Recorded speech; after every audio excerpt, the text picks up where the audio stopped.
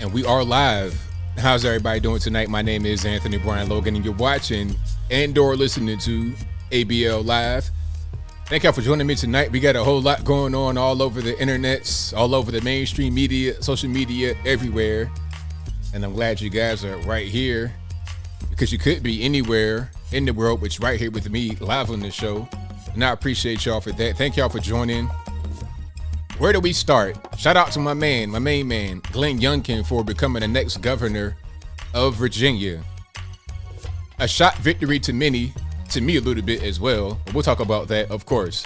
We're going to get into it. You guys know I'm from Virginia, so this is a topic that hits very close to home, quite literally. Also, your man, Colin Kaepernick, is back in the press, his favorite place to be, comparing the National Football League to slavery. I'm not really sure how many slaves signed up for slavery and got paid millions to be a slave. We'll talk about that in a little bit. Also, the woke professor verbally attacking the white man to defend critical race theory. And then they're wondering why we don't want to have critical race theory. Obviously, people that are very racist and hateful support it, so why would I want that? It doesn't make any sense. Also, we got to talk about this woman from Black Women Views who defended Joe Biden's reparation package to illegal aliens. I'm going to fine $1,000 per person negatively affected by breaking the law, getting locked up. We'll talk about all those things and more on tonight's episode of ABL Live. And I thank y'all again for joining. You guys are the best audience anywhere on the internet. If you enjoy what you have heard thus far, if you enjoy the program in general, please give the video a thumbs up. If you're listening to me on your audio streaming platform of choice, whether it be Google Play, Spotify, Stitcher, Anchor, etc., please give me a 5-star rating, give me a review, do whatever you can, and I most certainly appreciate you for your efforts. And if you don't know, this is available on all those aforementioned platforms. It'll be up around 8 a.m. tomorrow after we're done here tonight. Link will be in the description box, or just go to your favorite audio streaming platform of choice and search ABL Live. I'll pop right on up. And before we jump into the topics, we're going to get into everything. Shout out to all my sponsors, of course, as always. Shout out to my website, ablmerch.com. We got hats, t-shirts, stickers, hoodies, and more on the website, ablmerch.com. Also, my website, anthonyblogan.com. A lot of you guys ask me, hey, how do I send you an email? How do I send you a tip? How do I figure out where your sources are coming from? You can figure out everything on anthonyblogan.com. That is ANTHONY, the letter B, LOGAN.com. And also, the best source of news and information anywhere on the internet for anything is patriotpost.us. Check them out right now. They've been around for a long time, 25 plus years. Really, really good, solid guys. Their link will be in the description box below. Also, shout out to bhedesigns.com. Again, bhedesigns.com. bhedesigns.com.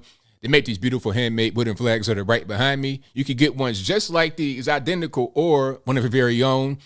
Again, bhedesigns.com. Link will always be in the description box. Or if you're listening on your favorite audio streaming platform, there should be some kind of description area, some kind of summary box. The links I'm talking about should be right there in that box. So check me on out right there. All right. Let's get into it. We're going to talk about Virginia, of course. We're going to get into it, but I'm going to get into that a little bit later. Just a little bit later because you guys got to stream on in. I know everybody's trying to grab some popcorn, grill up a steak, whatever you're doing. Get yourself nice and comfy and cozy. We're going to get into it a little bit later. I'm going to start with a different topic first. I think I'm going to start with the woman from Black Women Views defending the Biden administration and the illegal alien reparations. How are you going to get paid $450,000 per person for coming across the border illegally, getting caught, and then getting locked up? Here's a rhetorical question. You guys can answer or not answer, but let's say one of you guys wouldn't do this, but just hypothetically, one of you guys robs a Quickie Mart, a Wawa, a 7-Eleven for like $50, right? You go in there, you're down bad, you need some drugs, whatever it is. You robbing the Walmart or the Kmart, whatever it is, for $50. When you get caught, when you get locked up, do your kids come with you? Are you able to take your kids and go to cell block A with that? When they tell you to go into this room and, take all your clothes off and cough, all that kind of stuff, are your kids going to be in there with you? Is that what's going on? Or do your kids just go somewhere? They might actually get taken away by the state. They might have CPS come in there and take your children from you, depending upon the situation.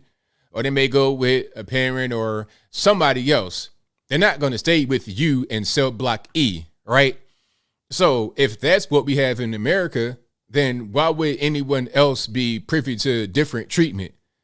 So when it comes to the border illegally, a so-called parent, quote unquote, and the child, and the parent gets detained for a period of time, and then the child is not with them, why is that called child separation? Why is that called a civil rights offense? If it's not child separation nor a civil rights defense when a regular normie American citizen gets locked up for committing a crime, why is it different for illegal aliens? Why are they given more rights than natural born citizens, than naturalized citizens, than green card holders, anybody else? You could be straight illegal, no documentation, no nothing, coming across the border. You could be anybody. You could be a coyote. You could be a human trafficker, same thing. You could do whatever, have a bunch of kids with you randomly, and they say, oh, you're the guardian. And they take you away from them. And then you say, you know what? I feel pain. I feel anguish. I feel some kind of negative feelings because this happened. Therefore, I want to sue the federales. I'm going to sue the federal government for millions of dollars. These lawyers, I understand you got a job to do, but come on, really? What kind of lawyer will just draft it up like, yeah, we're going to go ahead and sue for 3.4, and I'm going to get my 30% on the back end? That's pretty dirty to try and sue the federal government because you got locked up anyway. I digress. The point is that there's lawsuits out there, and the Biden administration are trying to settle them by giving out reparation monies just in advance, $450,000 per person affected. So again, I'm no mathematician. I'm no Galileo or anybody like that. I'm no just rocket science. I'm no Elon Musk over here. But if you have a family of four, so let's say 2 kids were affected negatively, they got nightmares, they peed in the bed or whatever, and then the parents, they're upset, they're triggered, they're butthurt over the separation at the border when they came across illegally. Let's say all 4 people are affected, family of 4. So $450 each, $900 for 2, that's $1.8 million for a family of 4 because they broke the law. Now, I don't know about y'all, but out here, at least as far as I know, if you have a home invasion, someone breaks in your house and you in the house with them, and you got that thing on you, you can go ahead and let it go, and you won't even go to the penitentiary. You won't even go to court. The police will show up. Okay, what happened? Home invasion. You defended yourself. Have a nice day. Shake your hand.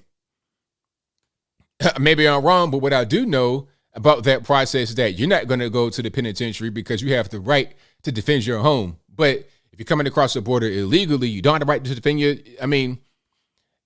They have more rights to come into the country illegally, stay, and get paid when they were briefly detained in holding facilities that are designed for that purpose, to detain them, to make sure everything's on the up and up or whatever the case may be. But anyway, so now you have a young lady who was defending that practice of trying to hand out monies. And before I even get into her defense, I think Biden has spoken about this. Let me try to find that right quick. I think he said something about it. Hold on. Let me get 1 second.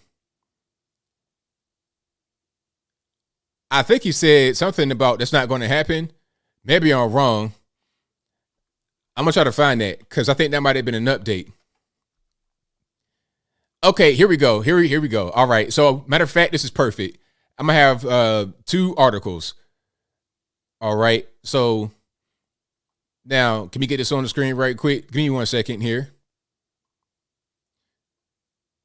So here's one article from Yahoo News. This is Tuesday, November the 2nd, 2021. And then the title says, Reparations, ? Biden administration reportedly in talks to pay $150,000 to families separated at the border for trauma. Okay, that's from Atlanta Black Star. And it's, on a Yahoo News aggregator. This was just yesterday. They were talking about, there's a plan and they're reportedly doing it. They're paying this money up to, I calculated in my own little math, about $5 billion with a B, $5 billion total for this whole thing. It could be more or less, who knows, but definitely into the B's for sure. If you're talking about 1.8 for a family of 4, and there were like 5,000 kids affected by this allegedly, it's going to get into the B's. But anyway, this was just yesterday when this article was still floating around. Here's another article today that says something different. It says, let me put it on the screen right quick if I can. That'd be great. It says Biden denies plan to pay separated migrant families up to $450,000. Says it right there. It's kind of hard to see because the hill is just kind of weird like that. But here it is. This is today, November the 3rd, 2021. So just yesterday, they were saying, it's in the works, and they were reportedly doing it. And now Biden says, nah, that's trash. We're not going to do that. Let me see if I can find it. Oh, here's a better than what I was able to just have on the screen. Here's him saying it out of his own mouth. See if we get a little bit of sound here, and let's get rocking and rolling. If you guys keep sending that garbage out, yeah, but it's not true. So this is a garbage report? Yeah. Okay. So $450,000 per person. Is that what you're saying? That was separated from a family member at the border under the last administration. That's not going to happen. So first it was, it's going to happen and all this and that and the third, and they're going to give the money out. People were defending that. A lot of black women were defending that. Black men, white men, everybody were defending it. Oh, well, you got to do it because it's the right thing to do. And they're taking from their families. But now he's coming out and saying out of his own mouth, that's not going to happen. It's a garbage story. Okay. So let's go back to a couple of days ago where you had this black female Democratic soldier. We went out there and defended him for the consideration of reparations, although he said we're not even going to do that. Embarrassing. I mean, imagine how you got to feel if you jump out the window and defend that man as a black woman that's pro-black, blackity black, and then he's like, "No, we ain't going to do that, and you won't get it either." Let's go to the video that I'm talking about from a few days ago, and then it'll kind of all make sense. It will all make sense. So this is, I believe, Black Women Views on Instagram. And it's a little bit of cussing in here, so pardon me if you got little kids. She's kind of a vulgar person a little bit just from her language. So y'all pardon me on that. Don't blame the white man. I'm going to try to censor it as much as I can. Here we go with the bullshit. I'm already seeing people, chaos agents, trying to run with this misinformation, disinformation campaign that President Biden is paying quote unquote reparations to immigrants impacted by Donald Trump's child separation policy. Now, I know the reason why they chose the word reparations is because they want to draw a juxtaposition between the fact that American descendants of slaves, of enslaved people, have not gotten reparations. And man, that's what it is, though. When the government pays people because they were injured or wronged by a thing that they did, that is reparations. That's exactly what that is. Ain't no way around that. Now, you could say it's not the right word to use, but it is. Trying to make it seem like, look, Joe Biden is giving immigrants reparations before they give black people reparations. Where is our reparations at? Joe Biden ain't doing shit. That's what they're trying to evoke. And like I said in the video, her black woman voice, that was really stereotypical. But hey, I'm not the pro-black, so I can't really. Who might have criticized what she's doing, right? She's the pro-black expert, but I digress. And get people all ginned up about. Well, here are the facts. The fact is, for one, we don't even know if it's true. This is what the Wall Street Journal is reporting. That's being considered. Okay. Okay, now we know it's not true from him, so you're right about that. But that should just be where it stops. You could just say it's not true, it's false. But now you're going on to actually defend what the thing was. Okay, if it's not true, then it's not true. But don't defend it if you don't think it's so. If you think it's okay, don't defend it. Okay, it's not even a done deal.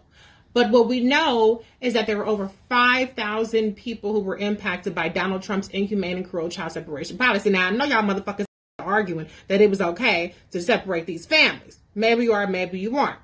It's fine. It's totally fine. If you commit a crime, you got to do the time. Just like if I knock over a KB toy store, I'm going to the penitentiary. Big rocks, little rocks. That's just, it is what it is.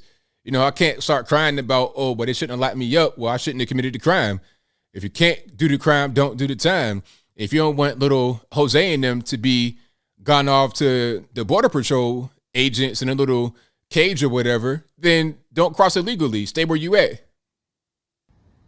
Now, there are hundreds, over 900 lawsuits, claims that have been filed against the United States government, claiming a number of things. The average payout being requested from lawsuits is $3.4 million. So what the Biden-Harris administration is considering is setting up a settlement system in which a family would be paid up to $1 million or $450,000 per person if only one person is involved. So do the math. 450, 3.4 million. Also, do the math. How much does it take to litigate these cases? It's not free to defend the United States government against lawsuits. So basically, you're defending it. You're saying it's okay. You're saying, oh, it's not really a big deal. It's not a done deal, but it's okay because there's lawsuits and they got to pay the money, all this and that and the third. Okay, now this is I've played that video already on the other video I did, so I'll just leave it right there. But this is what I'm talking about. This is exactly what I'm saying. People keep asking me about black folks' reparations for slavery. They say, oh, are we going to get that? It's like, no, you never get it. Slavery ended in 1865. If we've not gotten reparations yet for slavery, it ain't going to happen. What do they say when anybody asks for it? Are we going to do a study? How long are we going to study? Studying what? Okay, if I study 2 + 2 is 4 for 100 years, you think I will understand what it is by now? You think I would have that knowledge down pat? If I was to pass a test and there was one test question, what is 2 + 2? I think I'm going to know what it is. If I've been studying it for 150 years, I think I'm going to know that, right? So when they say they're going to do a study, all that means they're going to do a grift. Somebody would get paid to do a study for reparations, but it will never come to fruition. What they study will just pretty much be bogus. It'd be nonsense just because they wanted to do it and get paid to do the study. Okay, reparations for illegal aliens came 3 years after the whole 2018 thing. Well, the study came, or not the study, pardon me, the plan, the action that was going to happen until Biden said it wasn't going to happen, probably because of the outrage and the backlash, right? Because people started reporting on it, and then it got back to the administration, and then it's like, no, we can't do that. It doesn't look very good. That's bad optics, so they backed off. That's what happened. But these foot soldiers out here are embarrassed. Do you think she would have done that video if she knew that it was not true at all, that it was never going to happen? Would she have done that? I don't think so. What's the point in embarrassing yourself like that? Why jump out the window and defend this man? And then she knows that it's embarrassing because on the Instagram page where I got that video, she has the comments turned off, right? And her comments not turned off on other posts, just on that post. She knows it's embarrassing. She wouldn't have embarrassed herself like that if she knew that it wasn't going to happen, because it was going to happen until we stepped up and said something. So, hey, shout out to the Biden administration for kind of reading the room a little bit. They've not read the room in a lot of other ways, obviously, because they're not running the country very well. But in that case, they were able to understand that trying to give illegal aliens free money for breaking the law is not a very good thing. If you don't want to be treated some kind of way negatively, don't break the law. You'll be just fine. But I'll move on. I'm going to get to Virginia in just one moment. Y'all just hang tight because I got a lot to say. Me being from Virginia, there's a whole lot on my mind for sure. But let me get to a few more things here and then we go to Virginia. Oh, your man Colin Kaepernick talking about playing in the well, not playing in the NFL, pardon me, going to the NFL workouts, the NFL Combine is the equivalent to a slave auction. Now, Colin Kaepernick is who I thought he was. Shout out to my man Denny Green from I think he was on the Bears at the time, or the Vikings, I don't know. But anyway, shout out to my man Denny Green, the coach. Colin Kaepernick is who I thought he was, the tragic mulatto, the mixed kid that doesn't really feel comfortable in his own skin. And I'm not trying to attack people that are biracial or whatever. I don't really, it's fine. But you got to be comfortable however you are, whether it be black, white, you mixed race, other race, whatever it is, you got to be comfortable with you. And Colin Kaepernick has never felt comfortable with himself. He's always kind of he's not really feeling whole within himself. Not quite black enough, not quite white enough. He had a white adoptive family. He didn't really feel like he was part of them. So now he wants to come out and be revolutionary. And it's always like that. And in years past, it was like the same kind of way. A lot of these guys who want to overcompensate for their feeling of not being black enough, they want to become revolutionaries. Huey P. Newton was the same way. Malcolm X had red hair, light-skinned guy. It's always kind of like that.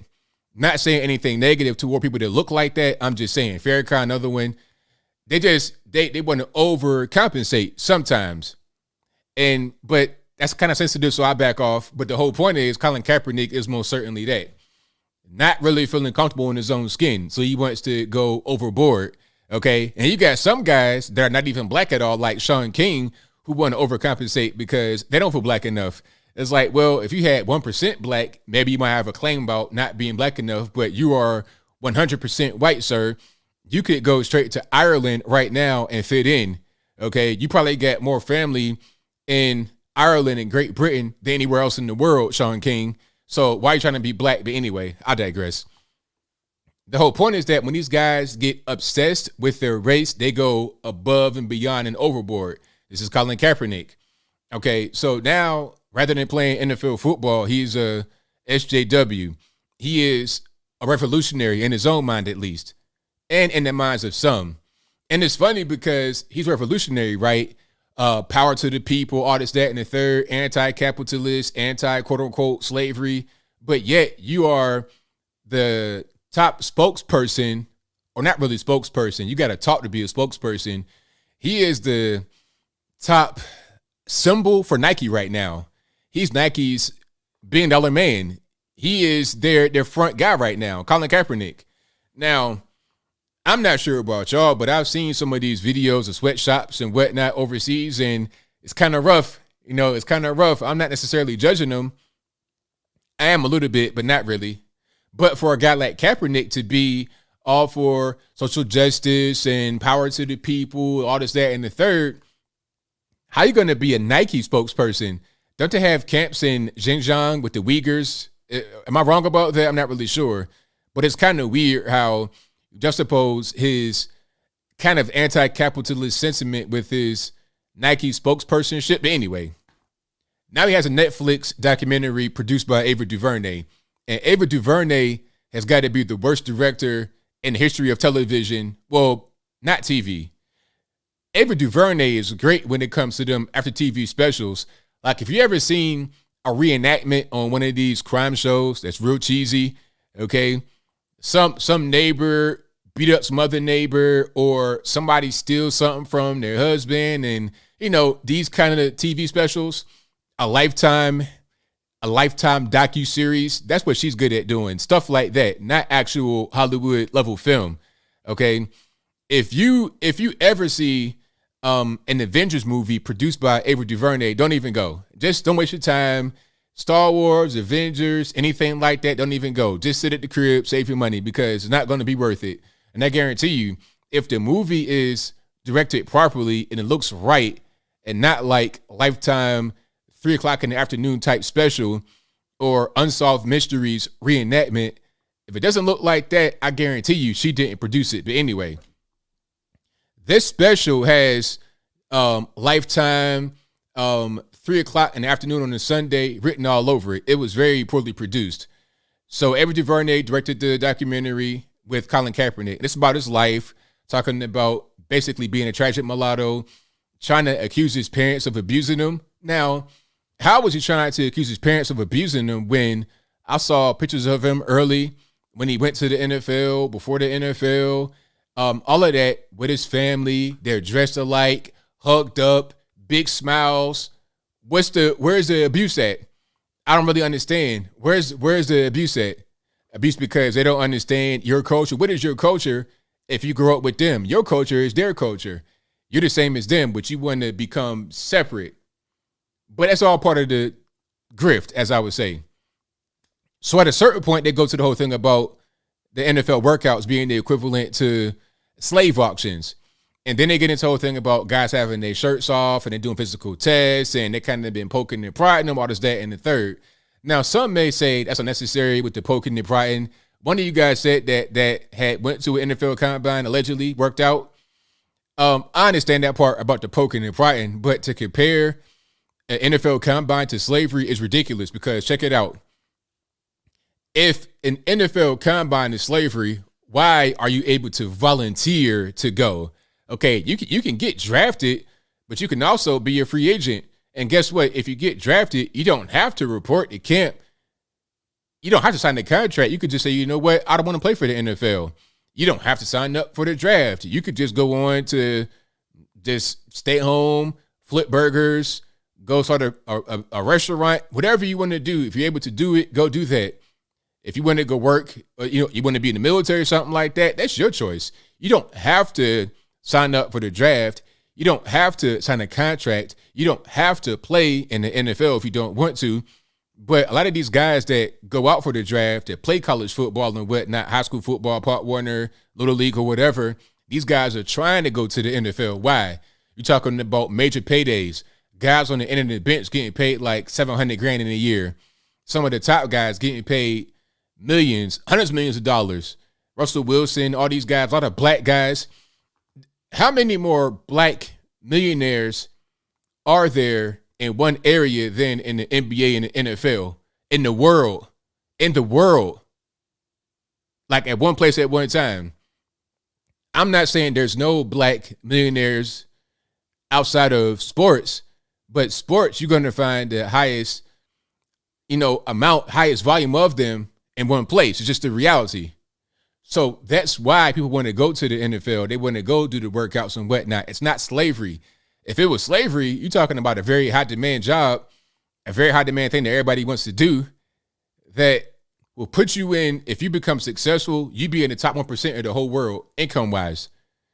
Even if you only play for a short period of time, you could be set for your whole life, depending upon how you finagle it, depending upon what kind of skill you have.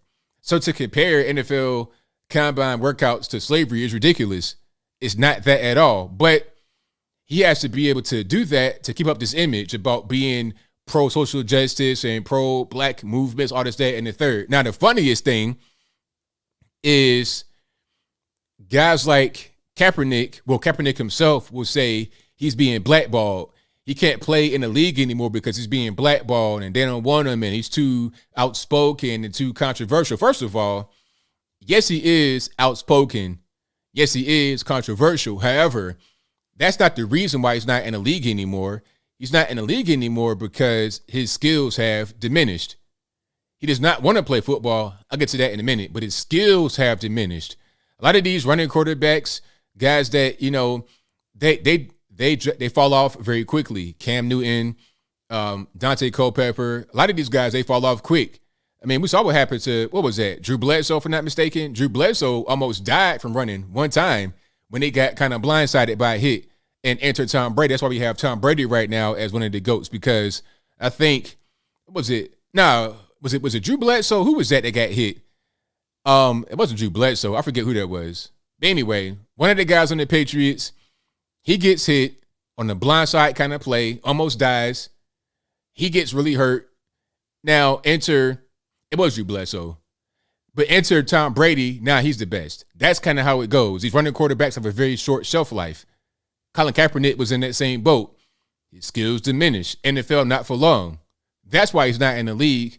Michael Vick went to the penitentiary for 2 years for dogfighting, came back to constant protests, PETA, regular normies, everybody.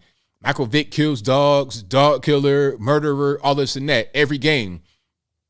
But yet and still played 7, 8, 9 more years in the league. You got guys that have been to the joint. You got guys that are beating their girlfriends up, beating their wives up, all type of stuff. They're still in the league. I'm not saying they're right for doing what they're doing. What I'm saying is the NFL is very forgiving, because if you're able to play and your play outshines your negative off the field activity, then you're given the pass. That's how it goes. But Colin Kaepernick could not achieve that. Colin Kaepernick sucks, and his off the field antics were too much for his gameplay to override. I guarantee you, if Colin Kaepernick was Tom Brady-esque, who else? What's a man for the Steelers? Ben Roethlisberger-esque, he'd probably still be in the league.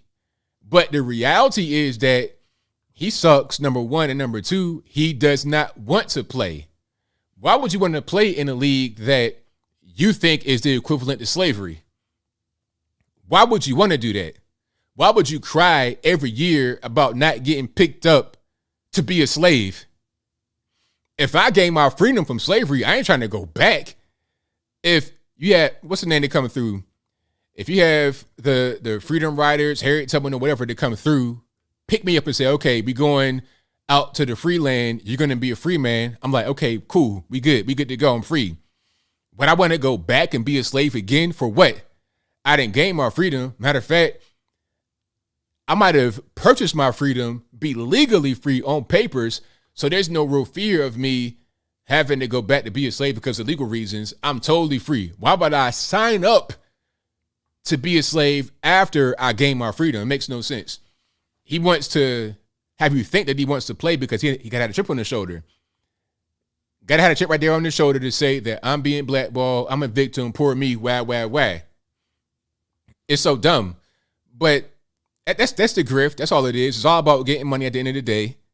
It's really just what it is. Him and his non-black girlfriend. Ain't nothing wrong with that, having a non-black girlfriend. So don't get that twisted. But these pro-black, black, act back to Africa, black woman, this guy, don't have no black woman at the crib. So it's just weird.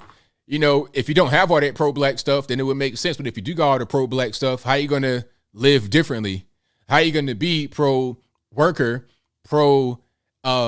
basically, well, anti-capitalist? How are you going to be anti-capitalist and pro-worker, yet be a Nike, not have Nike as your sponsor, as one of their biggest sponsorships? Doesn't make any sense. How do you want to play for the NFL when you equate the NFL to slavery? It's so dumb. But yeah, I have no intention on watching that Netflix documentary, but I might see some of it more than what I've seen, just to kind of see how bad Ava DuVernay's direction is. Oh, and about Ava DuVernay, she directed Selma with Oyelowo, I forget his first name, playing MLK. That movie was terrible. She had all the pieces. She had Oprah, Common, big budget, Oscar buzz. You talking about laying a straight egg, a goose egg. It was completely terrible. And I like some of these movies about some of the old school civil rights guys. The Spike Lee movie, Malcolm X, was great. With Denzel, oh, fantastic. Really good. Selma, trash, big trash. And at that point, I did not know who she was as a director. That was my first time ever seeing her as a director. My first time seeing that dude, Oyelowo. That was one of the worst civil rights era movies I've ever seen in my life. Okay? I could have done that movie with $500 and an iPhone camera. But anyway, I'll move on. Thank you all for being here. You guys are the best audience anywhere on the internets. I appreciate you guys. Yeah, Jabraylin. Exactly. Cam Newton was good when he was good, but these running quarterbacks that got a very short shelf life, these real big guys, 270 pounds, muscle, like to run a lot. It's like you got a tight end back there throwing the football. These guys are not going to last 20 years like Tom Brady. Tom Brady might run once every 3 years out of the pocket. He's going to stay in that pocket, pass, and try not to get hit. That's what he does. That's why he's able to play in his 40s, because he's not really doing much, just throwing. That's it. It's like being a Major League Baseball pitcher on the mound. When you try to be out there running and diving, you're going to get injured, and it's going to be a wrap for you in about 5 to 6 years, even if you're a good running quarterback. But I don't want to go down the sports road right now, so I digress. Let's talk about, matter of fact, let's get into it. Let's get into my man, Glenn Youngkin. Now, congrats to my main man, Glenn Youngkin, for becoming the next governor of Virginia as a Republican. I've said on this show, when somebody asked me, hey, who's going to win the race in Virginia to be the governor? I said Terry McAuliffe, the Democrat. I had no confidence in Youngkin early on. And it's nothing against Youngkin. I'm sure he's a nice guy. I've not met him yet, but people I know that know him say he's a good guy.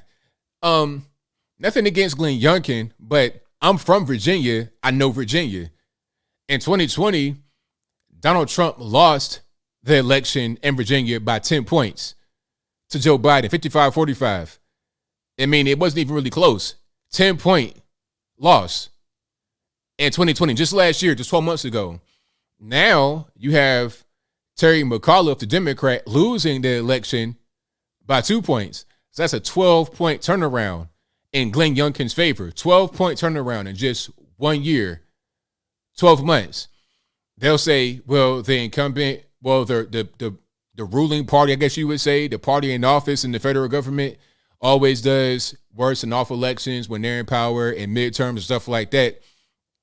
But you're talking about 12 points of a turnaround. That's a little much, don't you think? That is a little bit much. But it happened. Why? People don't like what's going on right now in the federal government or in the Virginia government. Matter of fact, let's back up a little bit. Let's back up. So like I was saying, I did not think that Youngkin would win because I know Virginia. As a kid, I saw Virginia like during the election. Like I wasn't really aware what was happening during the election time. I would just watch the news and stuff like that. I was just curious, just kind of watching, not really knowing what I was seeing all the time, but I would understand some things. Like I understood that we were in the red state. Because I would ask that question like, Mom, what does a red state mean? I would ask that question. But I didn't know too much beyond that. But as a kid, Virginia was always red. And, you know, like the 90s, early 2000s even, it was like that. It started to kind of become more purpley in early 2000s, like right around George W. Right around then, it became more purpley. But up until that point, it was always a red state, always. But what happened was D.C. expanded. Why? Because government expanded. So people started to live more in Northern Virginia who would commute to D.C. or who worked in kind of close proximity to the federal government in some kind of way. You're a contractor, specialist, or something. You know, there's a tech hub up there as well, Northern Virginia. It's a lot of federal dollars that just get deposited right there. So that kind of became like the East Coast versus San Francisco to a certain extent. Very similar to San Fran, but with a political spin on it, basically. That's what D.C. became. So Northern Virginia became kind of the bedroom community for D.C., and they also had a lot of industry like tech and federal stuff in Northern Virginia.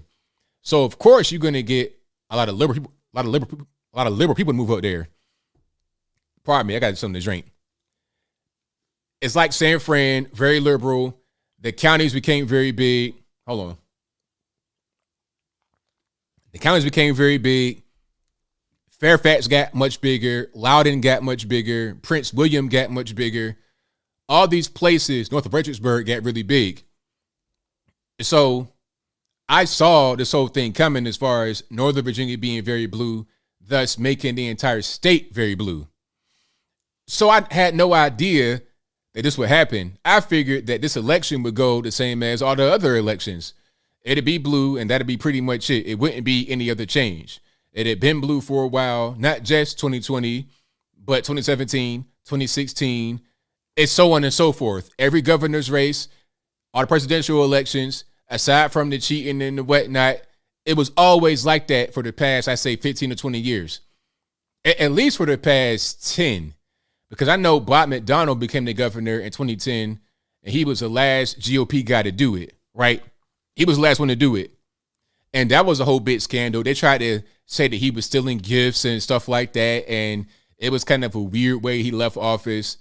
After Bob McDonnell came Terry McAuliffe the first time, then it came Ralph Northam, blackface guy, and you cannot be the governor back to back in Virginia. You gotta have like a little break. So after after Terry McAuliffe had a break, he wanted to come back and be the governor again. So if you go to Wikipedia, it'll say that Terry McAuliffe was the governor before, but that was in 2014 and 2018.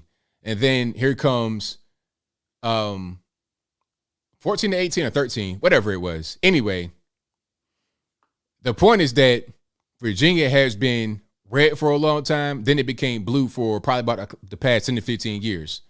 So I had no idea that Youngkin would win. But here we are. Now, the turning point to this whole thing is when you got critical race theory introduced to the schools, and it became very popular, and it spread like wildfire. And really, CRT's been around for a while by different names, but now it's gotten to a fever pitch when it's become very popular on social media, and they want to try to implement it all over the place, all in these schools. And with CRT comes other things. They want to have boys in the school with girls. And by the way, remember that whole thing about the girl that was sexually assaulted in the Northern Virginia school in Loudoun County? Well, the boy's mother came out and admitted that the boy identified as a boy, but he wanted to assault girls in the bathroom. That was the only reason why he was in the bathroom, was to assault girls. She said that. Matter of fact, let's pull an article up right quick. Loudoun County boy, mother identifies as boy. Hold on. Let me see. Wait.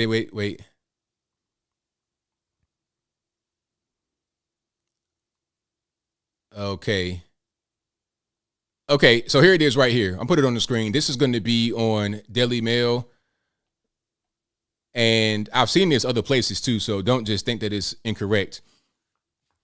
Exclusive. It was the woke cover-up that electrified the Virginia governor's race. Now on election day, the mother of skirt-wearing teen who sexually assaulted a female classmate in girls' bathroom says he is a troubled boy who identifies as male and just wanted sex. So when somebody says, ABL, you can't deny trans people the right to go into the bathroom of their choice. Not everybody wants to attack women. Well, not everybody wants to attack women, but some people do want to attack women. Some of these men, some of these boys want to attack girls. That's just what it is.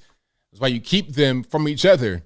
That's why you have certain things where you can't just be in the girl's bathroom as a boy. It's so simple, but for some reason, logic is not really important anymore. It's all about how you feel and emotions and trying to cater to certain little groups and whatnot. That's what's going on. So the boy's mother is admitting it. Okay. And the girl was 12 years old. The boy was 15 years old.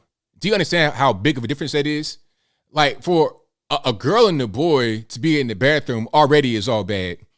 But a 12-year-old versus a 15-year-old, understand this. Like, the size I am right now, I was bigger at age 15. I'm 6'3", 215 pounds right now. I was bigger.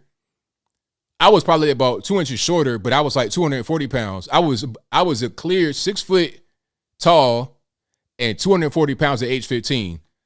Built the same way I am right now. So to have a boy in a bathroom with a girl in high school or anywhere else, but definitely high school with that age, it's all bad. It's all bad, period. Nobody could say anything otherwise.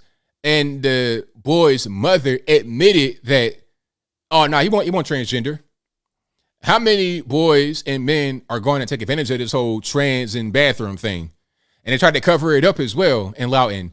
Oh, there was never any kind of sexual assault. There was never any kind of problem here in Loudoun County schools.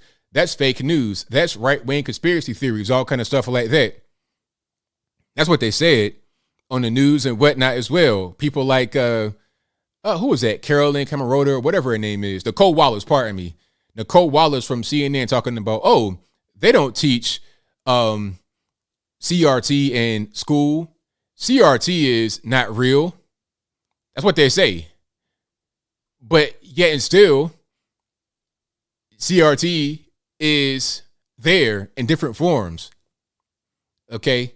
That's like somebody saying, oh, they're not on heroin when they're on some kind of other opiate. It's the exact same as heroin. They're on fentanyl, or they're not taking heroin. There's no heroin here, but they're on fentanyl.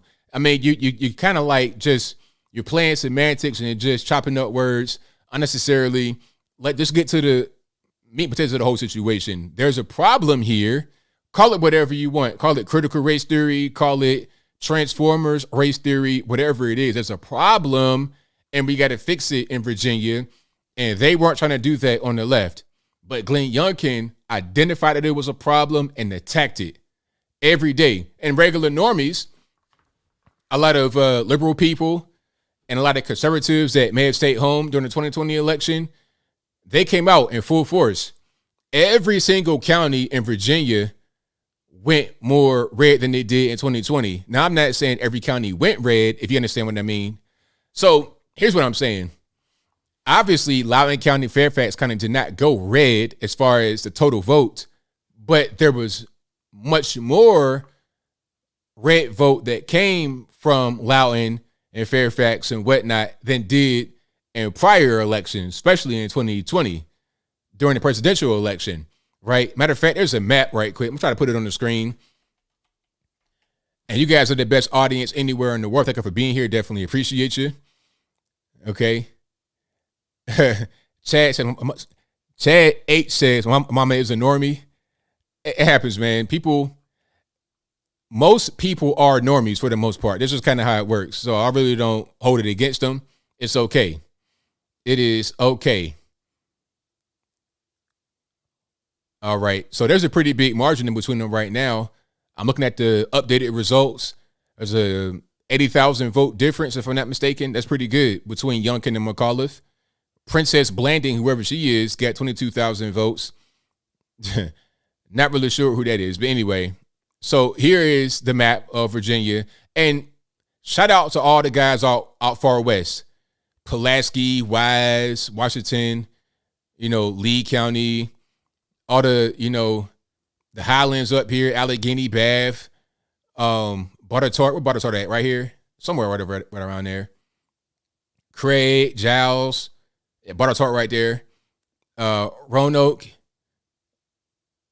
County did well. The city does not so well because city, urban areas don't really do well, but it did pretty good. I mean, Glenn Youngkin got 41.4% of the vote. That's pretty good. Chesapeake did good. Virginia Beach did good. So shout out to all these places. But anyway, let's go back to what I wanted to see. So here's the shift from the 2020 election. Now, to understand this map, all these little red arrows on the map mean that the county leaned more Republican than Democratic. And all you see on the map are red arrows going to the right everywhere.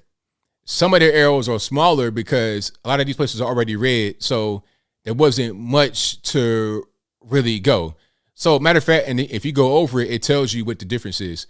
So let's go to Northern Virginia and see how much they changed as far as, the total. So let's go to Loudoun. So Loudoun got 14 percentage points more than the 2020 presidential election. 14 points.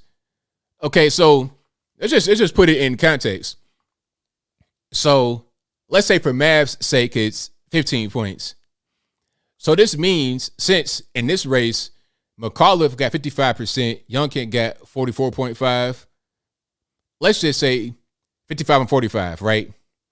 So in 2020, that meant that Joe Biden would have gotten 70% of the vote and or Trump would have got 30%. So from 70 to 30, 55 to 45, that's a really big swing right there.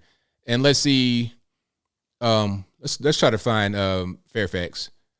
Fairfax should be like right there. So 12 more points in Fairfax.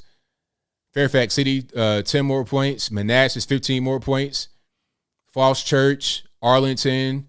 Arlington got almost 10 more points. Falls Church, 10 more points. Alexandria, 12 more points. And that's right there, right on the Potomac. So that's really big. Like this area right here, this area on the screen, Northern Virginia, like I would say Manassas, Prince William, and definitely Loudoun, Fairfax, Alexandria, that's all where it really matters, quite frankly, because that's where the population is. Look at how many votes happened in Fairfax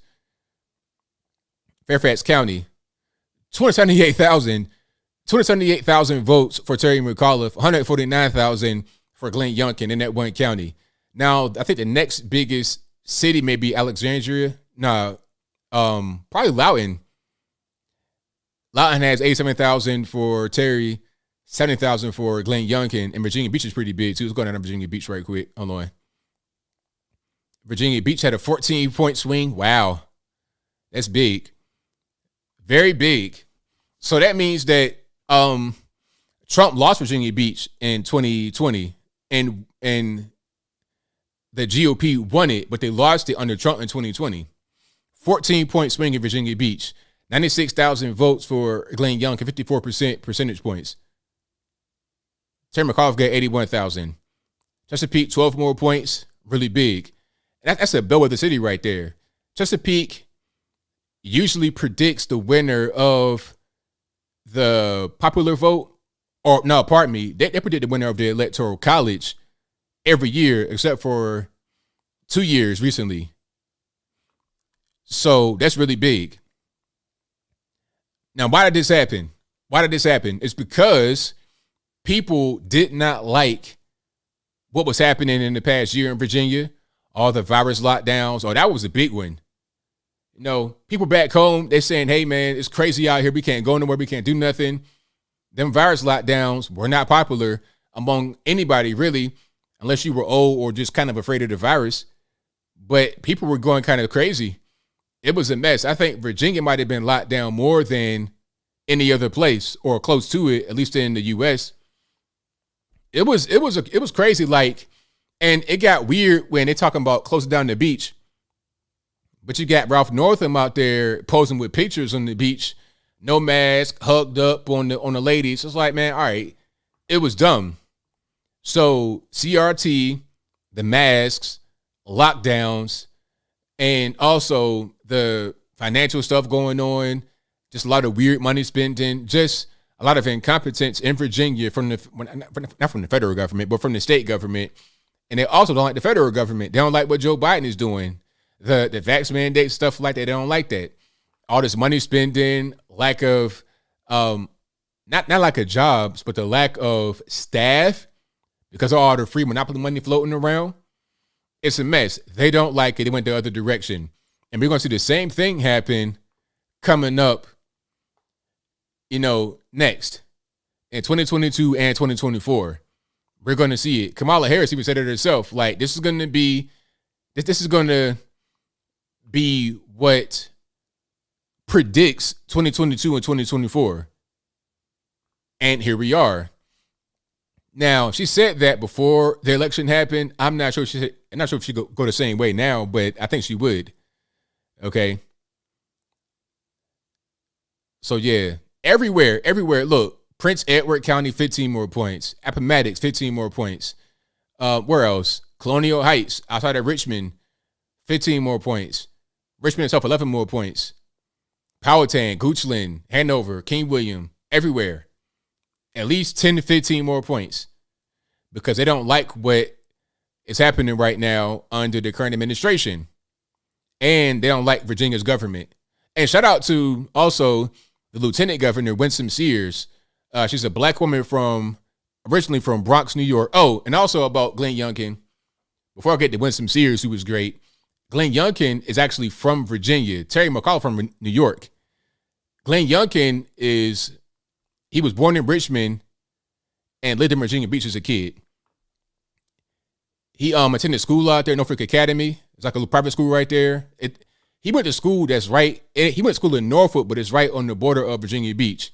He went to school like right there off Northampton, close to Virginia Wesleyan and the IKEA that's right there in Norfolk.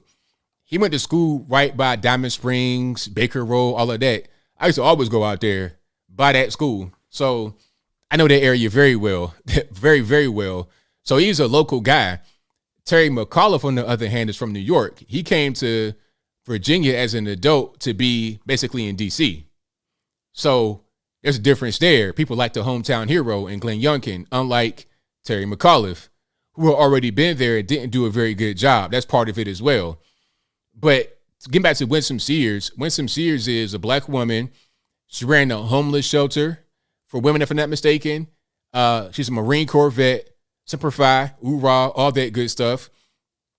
And now she is the first, I think, female lieutenant governor or first black female. I'm not really sure which one, but either way it goes, identity aside, this is her right here. So you could tell she'll be pro Second Amendment, unlike the previous administration in Virginia. You know, and VA is really big on guns. You can open carry that in Virginia. The AR right there, yes, you can. Sure can. So she's outside right now at a park, or might be a range park, probably. But it's fine. It's totally fine. Shout out to Winsome Sears for becoming a lieutenant governor. Very, very good pickup right there. She's going to be great for us. I heard her speak on Fox News. It might have been last night or early this morning, and she was great. So shout out to her. And also shout out to the Attorney General who replaced Mark Herring. The new guy's name is, I want to say his name right, Jason Miyares. I don't want to say his name wrong, but he's an Hispanic guy. So that's the first Hispanic Attorney General in Virginia's history.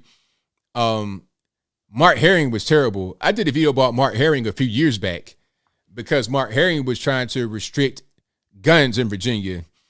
You can have a concealed carry in VA, but what we trying to do is he was trying to restrict your ability to go across state lines and come into the state with the concealed carry from somewhere else. So that was a whole big mess. I did a video about that probably about 5 to 6 years ago. So Mark Herring was not a very good person. What he did had to get stricken down by the Republican-controlled Virginia government at the time a few years ago. Not a good person to have in there as their attorney general. So I'm glad he's gone. It was a red wave. It was a sweep. You got new attorney general Republican, new lieutenant governor Republican, and new governor Republican. I'm totally amazed, but I know that people out there in VA were able to do it. So shout out to all the rural areas way out west. You guys came out in full force. People think their vote don't matter. Oh, you know, I live in a small town. Who cares about me? All your votes matter because it all adds up. All them far out west counties and people that live in a place like Alexandria, Fairfax, all your votes matter as well. No, you don't live in a red place, but you do live in a red state. You see how that goes? Because all your votes, even when surrounded by liberalism, matter. Because it all goes to the state. And the state vote says what's what. So, yeah, shout out to Virginia. I'm proud to be from Virginia for sure. All right. Where is Ghislaine Maxwell? Who knows? Who knows? I have no idea. Probably in jail somewhere. Could be dead. You never know what's going on nowadays. You get all these, you got all this augmented reality and holograms and stuff like that. She could have been dead years ago and we won't even know it. Who knows? But probably in the penitentiary right now. So, yeah, that's what's going on. And the race in New Jersey is close to call. It's too close to call, as far as I know. Have they called it yet? I think AP called it for Phil Murphy. I'm not sure. So, okay, Phil Murphy won. That's weird. Because I'm seeing some people say that Phil Murphy won, and then I'm seeing that he didn't win. It's still a nail biter. So I'm not really sure who's going to win there. But this was not expected to be a close race because New Jersey is a blue state. So why would the Democrat lose? Why would he lose against the Republican? You know, just like Virginia.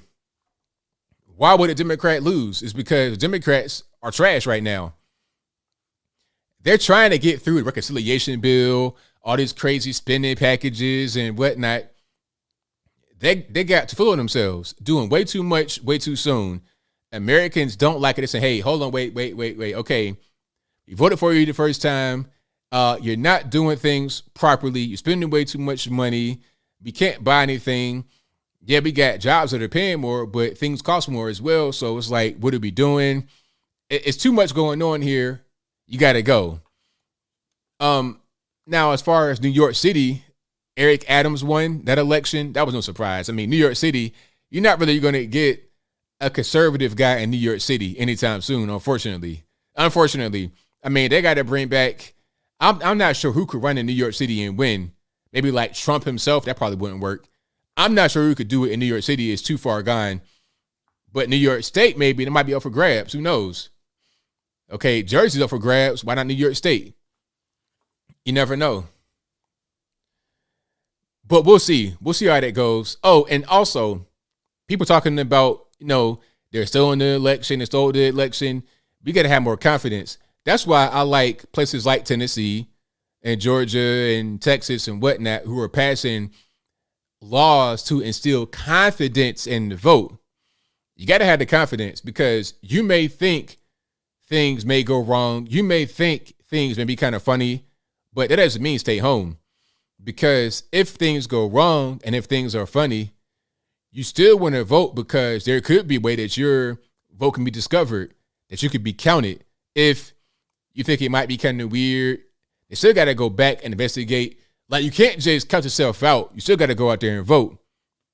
You see? Because prior to the Virginia race, people said that, Youngkin won't win. They're going to install McAuliffe. Well, that didn't happen, did it? That did not happen. People are waking up and saying, you know what? I don't like what's happening here. I don't like the president. I don't like our governor. Let's do something else. So here we are. Boom. I'm not sure when he takes office. That's a good question. I'm not sure when his inauguration date is, but he's there. He's there for now. But as far as New Jersey, we don't know. I guess we got to see how that whole thing plays out. Yeah. Yeah, it was a really big turnout for sure. During the presidential, I think there was like 4.4 million in Virginia, but right now it's like 3.1, 3.2 million. That's a really big turnout for an off-year election because most normies don't really vote like that. They vote only every 4 years. If they do vote, which not all of us do, if they do vote, they vote for the president and that's it. They don't vote, midterm, off year, dog catch. They don't really do that. They don't really go to, school board. Who cares who's on school board, right? It doesn't matter who's on the school board until you got to go to the school board meeting when your kid bring home a book that has all kind of weird stuff in it. It's like, hey, what's in this book? Why is my 8-year-old getting this obviously adult book in their book bag? What's going on? Who gave that to them? That's when it matters then. And that's why Youngkin was able to win.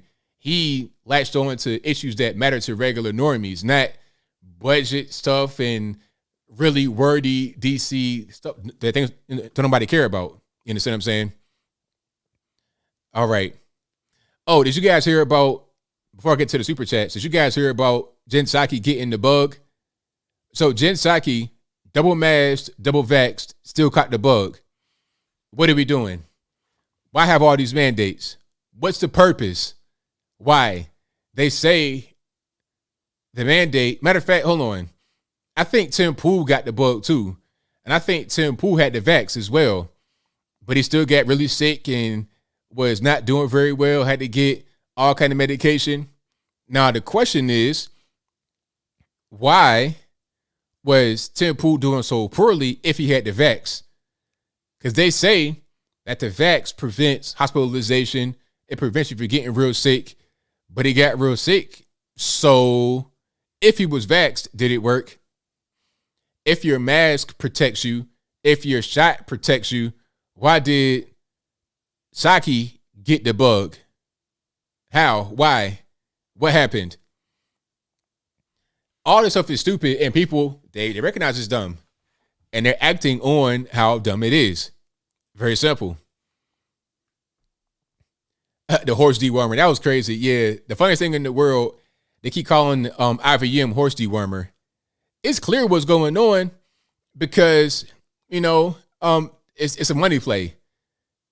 IVM can be produced generic for next to no money. But when you got to take some of these other things that Big Pharma wants you to take, that's big money behind that.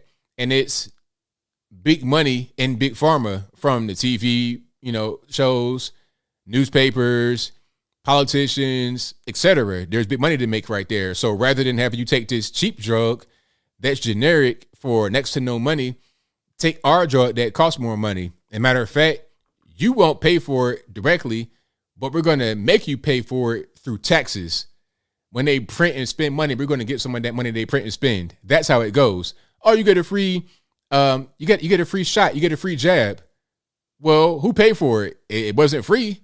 It wasn't free to produce. It wasn't free to administer. Who's paying for all this? I mean, ask the question. It's pretty simple to see what's going on. And they're going to keep giving you boosters. And each booster represents more money.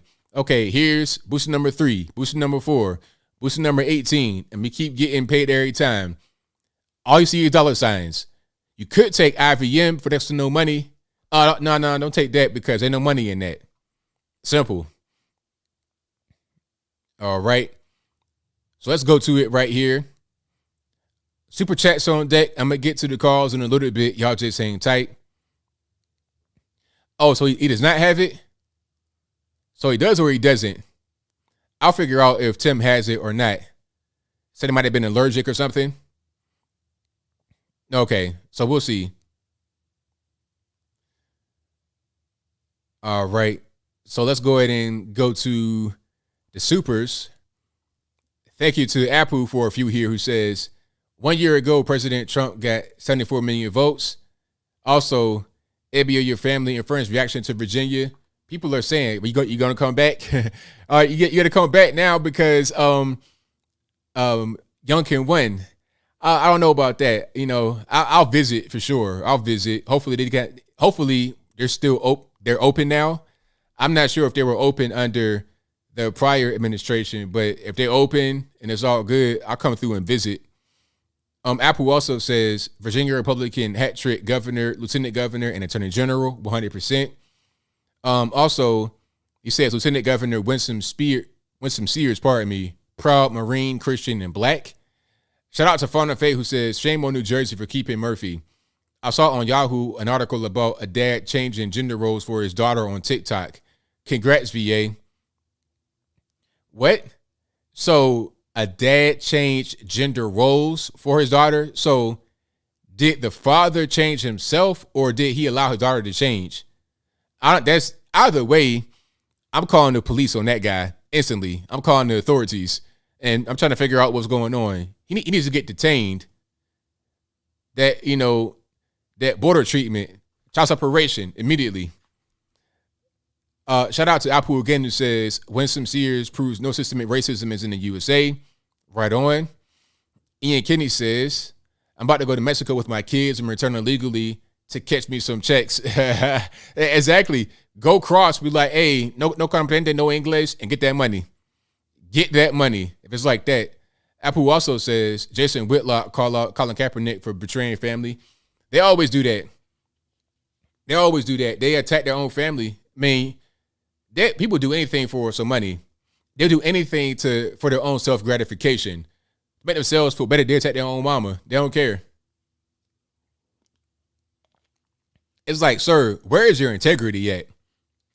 If you're going to attack your own mama for $1, you're just trash, period. I don't care, Democrat, Republican, whatever you got going on, you're attacking your mama for what? I mean, that's crazy. Apple also says Braves win World Series. Yeah, now, as far as the Braves winning the World Series, shout out to the Braves. That's 100% poetic justice, absolutely, versus Major League Baseball. Remember the whole thing about the All-Star game being moved from Atlanta to Denver because of the voting law in Georgia? Oh, the voting law is too restrictive in Georgia. They just changed it. So we're going to go to Denver. But the laws in Denver, Colorado, were more strict than Georgia's. So it's like, what are you even doing? It was stupid to do that. But anyway, so they moved the All-Star game and all that money, all that revenue that would go to the stadium, that would go to Atlanta, which is a predominantly black place, all that money was gone from that particular event, the All-Star game. But they couldn't hold them back because they came right back to Truist Park up there in North Atlanta, right by Marietta or whatever, right on the perimeter. They got all that money that came right back for a World Series. And they won the World Series on top of that. So shout out to the Atlanta Braves for becoming Major League Baseball champions, winning the championship, and sticking it to Major League Baseball, proving that you don't have to bend to anyone's will. You can still achieve things. Thank you to Apple again, who says ABL's teams win Milwaukee Bucks and Atlanta Braves. Right on. Absolutely. Okay. Now, as far as my baseball team, I can't say I'm a Braves fan, but I don't live very far away from the stadium, so I feel like that's my adopted team. But I've always been the Bucks fan ever since Ray Allen days, back in like the early 2000s. So yeah, shout out to the Bucks and the Braves. Founder Face says YouTube censors conservatives but allows content like I'm not gonna say that one, and Met the Stallion's new song, which is also I can't say. Wow, how can they have these songs with these names you can't even say? The name of the song itself should be censored. That's how bad it is. But if you have, like my man Bryson Gray, if you have him on YouTube, no cursing, really crystal clean, and it's all good, that gets removed. But gratuitous, like sexual stuff and violence is okay. And you're right, Founder Faye, it's not at all kid appropriate, not in the least bit. Thank you to Trey, who says, what's up, ABL? I live in VA, and I feel like there's hope for America after the governor election. Also, why are places like MSNBC able to spout the trash they talk? Well, that's what they do. That's pretty much their whole thing. MS13DNC, that's what they do. They spout trash all the time because their audience wants to hear that. That's what it is. They want to be brainwashed all day, 24/7. They enjoy it. Now, I'm not really sure who's watching MSNBC anymore. If they have a really big audience, it might be a cult following. I can't really see MSNBC getting new viewers. Like, why would you pick up that habit of watching MSNBC in 2021? Like, hey, you know what? I don't watch the news, but I watch this. Why would you do that? Anyway, shout out to Ian Kenny, who says free Cal. Yes, free Cal Rittenhouse. Have you guys seen the judge in that case speak about what's been going on? Matter of fact, hold on. I'll find a clip right quick. And you guys are the best audience anywhere on the internet. So if you enjoy what you're hearing thus far, give the video a thumbs up, like the video, share the video, do all that good stuff. Okay, there's no video of it, but I'm reading right here from Jack Posobiec. He says, the Cal Rittenhouse judge is now discussing the fall of Rome in court. I mean, he's not going to go to jail. Not for the shootings. They said, cops in the area said that the people that Cal Rittenhouse shot at him first. Video shows him running away, trying to be a medic, not trying to engage in any kind of violence, but he was defending himself. He was getting shot at. And then what the media keeps saying, oh, he went across state lines. He went across state lines. I mean, stop, though. That's not really, okay. If you live in, let's say, for example, I don't know, what's a good example? If you live in Philly and you cross the bridge in New Jersey, is that really going across state lines like that? I mean, you went about 10 minutes away. And it wasn't even that bad because there wasn't even no bridge. He lived in Antioch, Illinois, which is right on the border, literally, of Wisconsin. So he went into, what's the name? What was that? Racine or somewhere. Kenosha, pardon me. He went to Kenosha from Antioch. It's like 10 minutes. I went across state lines. Stop. Please stop. It's the same community. It's the same area. You got border towns all over the USA. It's not anything unusual. And he was doing the righteous thing, trying to be a medic, trying to provide aid to people. Unfortunately, a lot of those miscreants tried to attack him. So if they did, oh well, that's their fault for trying to attack that young man. Yeah, exactly. Clarksville, Tennessee, Chattanooga, Tennessee, also Chattanooga, right on the border. Memphis, Tennessee is right on the border, also Mississippi. South Haven, Mississippi is right there, close to Memphis. It's not that far. Make a mountain out of a molehill, really. What else we got going on? Shout out to Apple again, who says, God bless January 6th, MAGA Patriots in D.C. jail unjustly. He also says, God bless Patriot Freedom Project helping January 6th MAGA. Also, Laura Catherine says, feeling more encouraged and hopeful for our country than I have in a long time. Red Wave, let's go, Brandon. So important to still show up and vote. U.S. 100%. Do not get discouraged. What they want you to do is get discouraged. Oh, it's not going to matter. They're going to steal it. What's the point of voting? Do not get discouraged. Do not become demoralized. If you become demoralized, then they win. That's just what it is. Right? All right. So thank you to Macroscope, who says, voters in Virginia came out big yesterday and they were screaming, Trump won. There you go. Thank you to Eric, who says, ABL love the show. Good stuff. Kaepernick only started being an activist after his football career was going badly. Exactly. Because it was the next wave. It was the next way to get money. He realized that, hey, I got something right here. They like the way I look. And maybe they kind of talk a little bit when I do talk sparingly. Okay. I can be an activist. I can get money like this. I'm getting speaking engagements. I still got my endorsements. I'll just shift from being an NFL football player to being an activist. And I'll still get plenty of money. He'll make more money as a so-called activist than he would get playing football. Simple. Let me see. Apple says ABL also smackdown of race hater Brittany Cooper, who claims the white man controls me. I'm willing to sell you my time. 25 cents an hour. Also, ABL, your first job, paper route, any funny stories?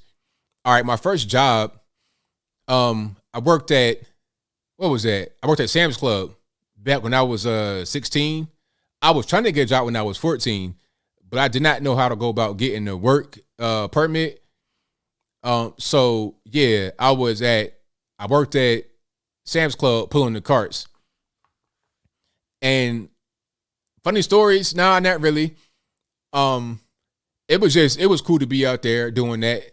And I felt how people I understood at that point to put the cart back in the stall or to put the cart back in the store. So whenever I go to the store and I have a cart, I put it back usually inside the store.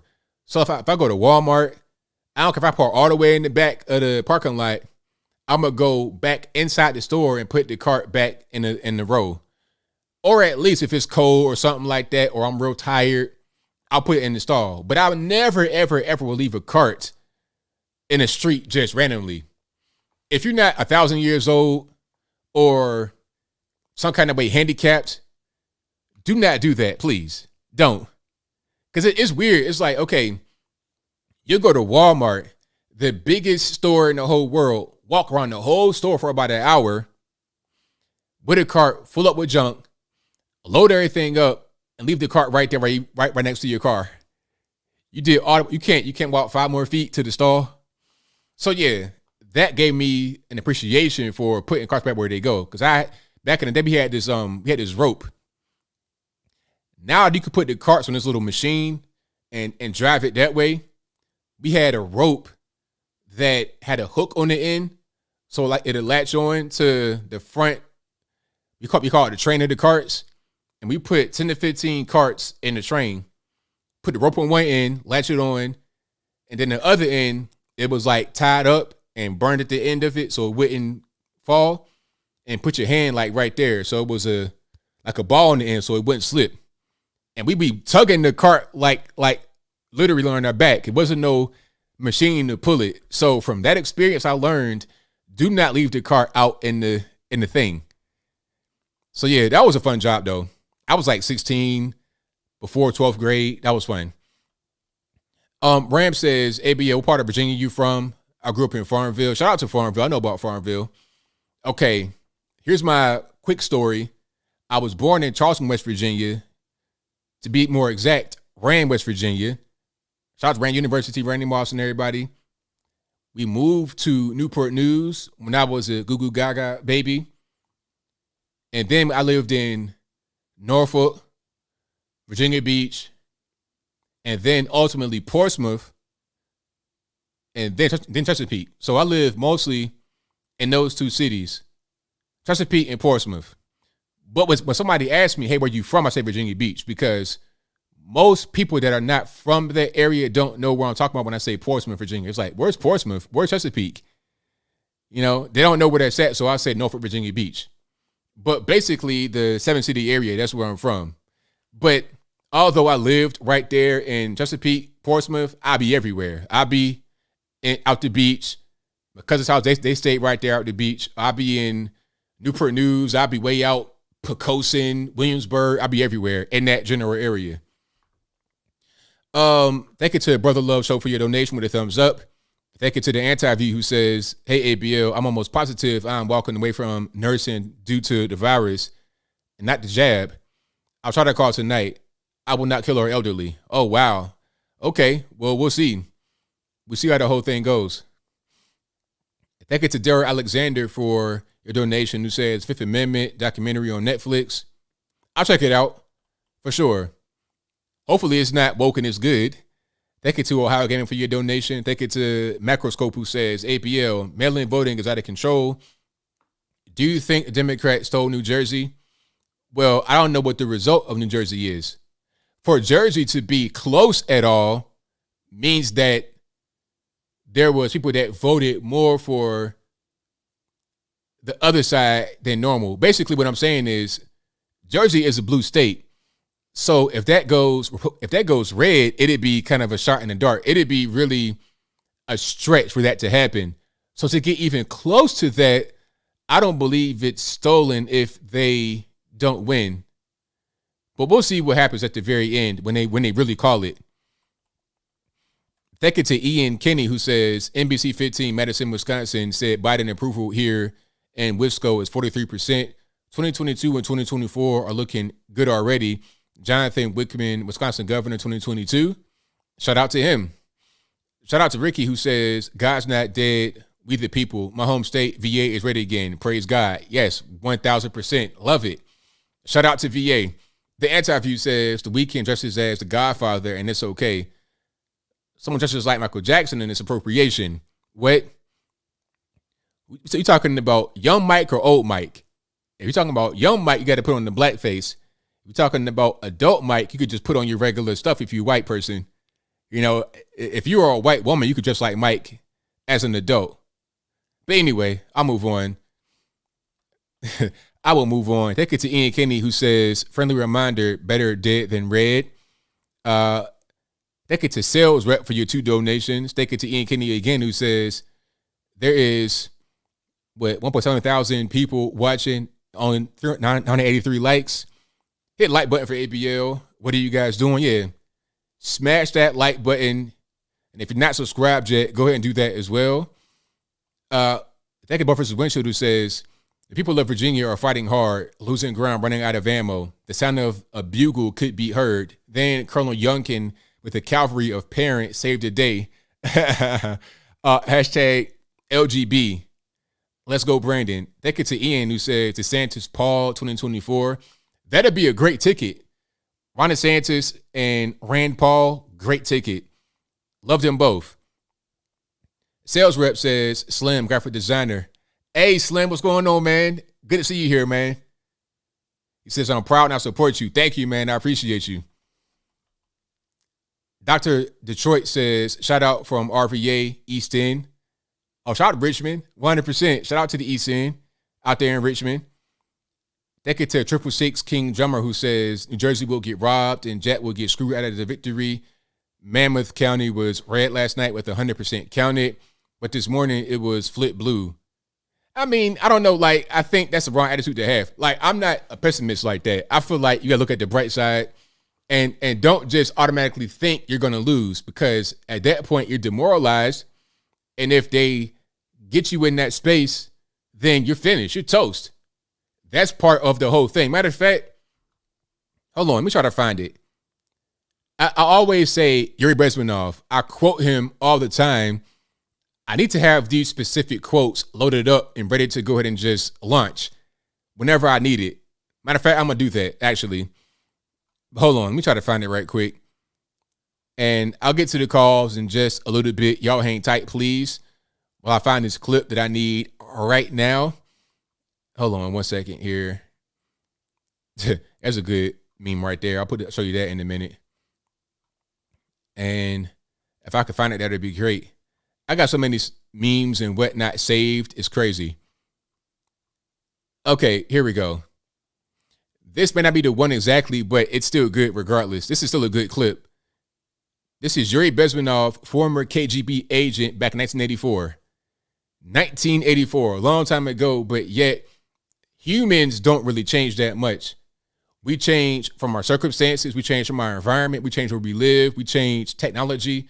But internally, we're still all human beings. And we still function the same as we always have. As I mentioned before, exposure to true information does not matter anymore. A person who was demoralized is unable to assess true information. The facts tell nothing to him. Even if I shower him with information, with authentic proof, with documents, with pictures, even if I take him by force to the Soviet Union and show him concentration camp, he will refuse to believe it until he is going to receive a kick in his fat bottom. When a military boot crashes his balls, then he will understand, but not before that. That's the tragic of the situation of demoralization. Exactly. So do not become demoralized. You said it right there. When you demoralize, you can't accept the truth. I see that a lot. You know, when I say Youngkin wins, if you're demoralized, you want to accept it. Are they going to steal it? They're going to take it. See, that's how they get you. And if you are unable to accept the truth, then you're toast, because mentally they beat you. Do not become demoralized. Do not allow them to beat you mentally. So again, shout out to my man Yuri Bezmenov.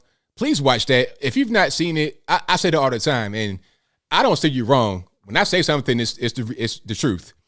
Please watch Yuri Bezmenov on YouTube, the full interview where he's dressed like that in that room right there. You got to see that, please. I'm begging, please. Anyway, I'll move on.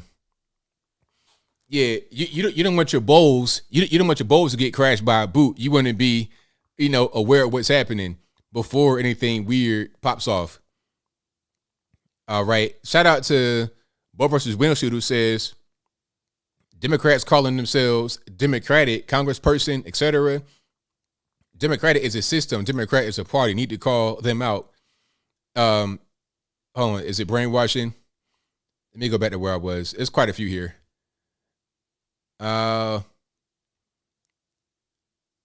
Yeah, it is brainwashing. Shout out to Leo Mazzina, who says something fishy in Bergen County, Jersey. 100% originally for Jack Citarelli, then flips to Phil Murphy.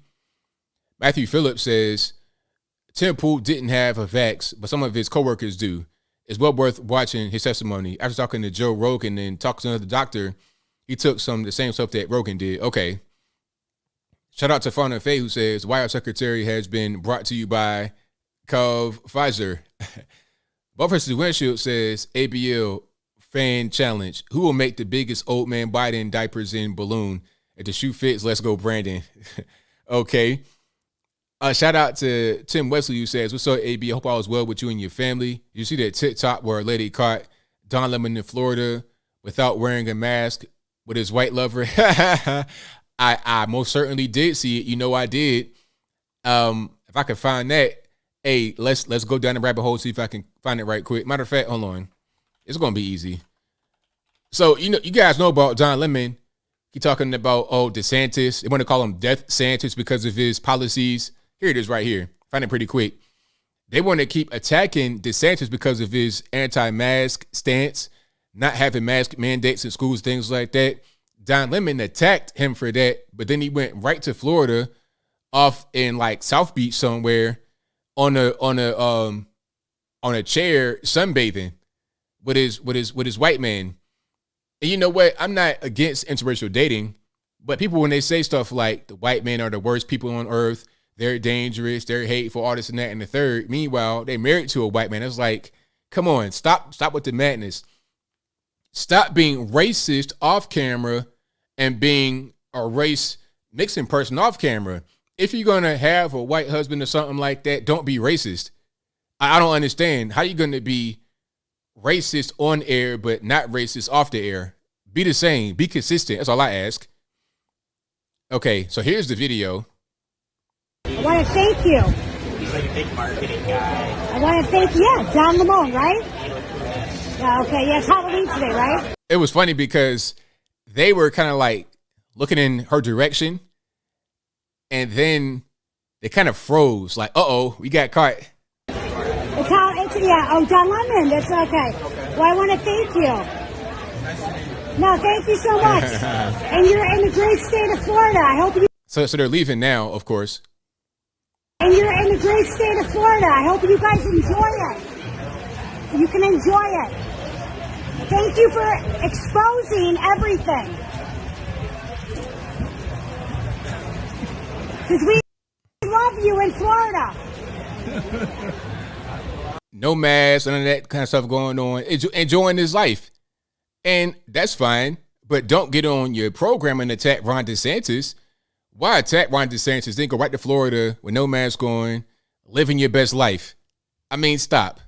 They always do that. They always do the same thing. Okay, you hate the white man. Meanwhile, you got a white husband. You hate DeSantis, yet you in Florida with no mask on.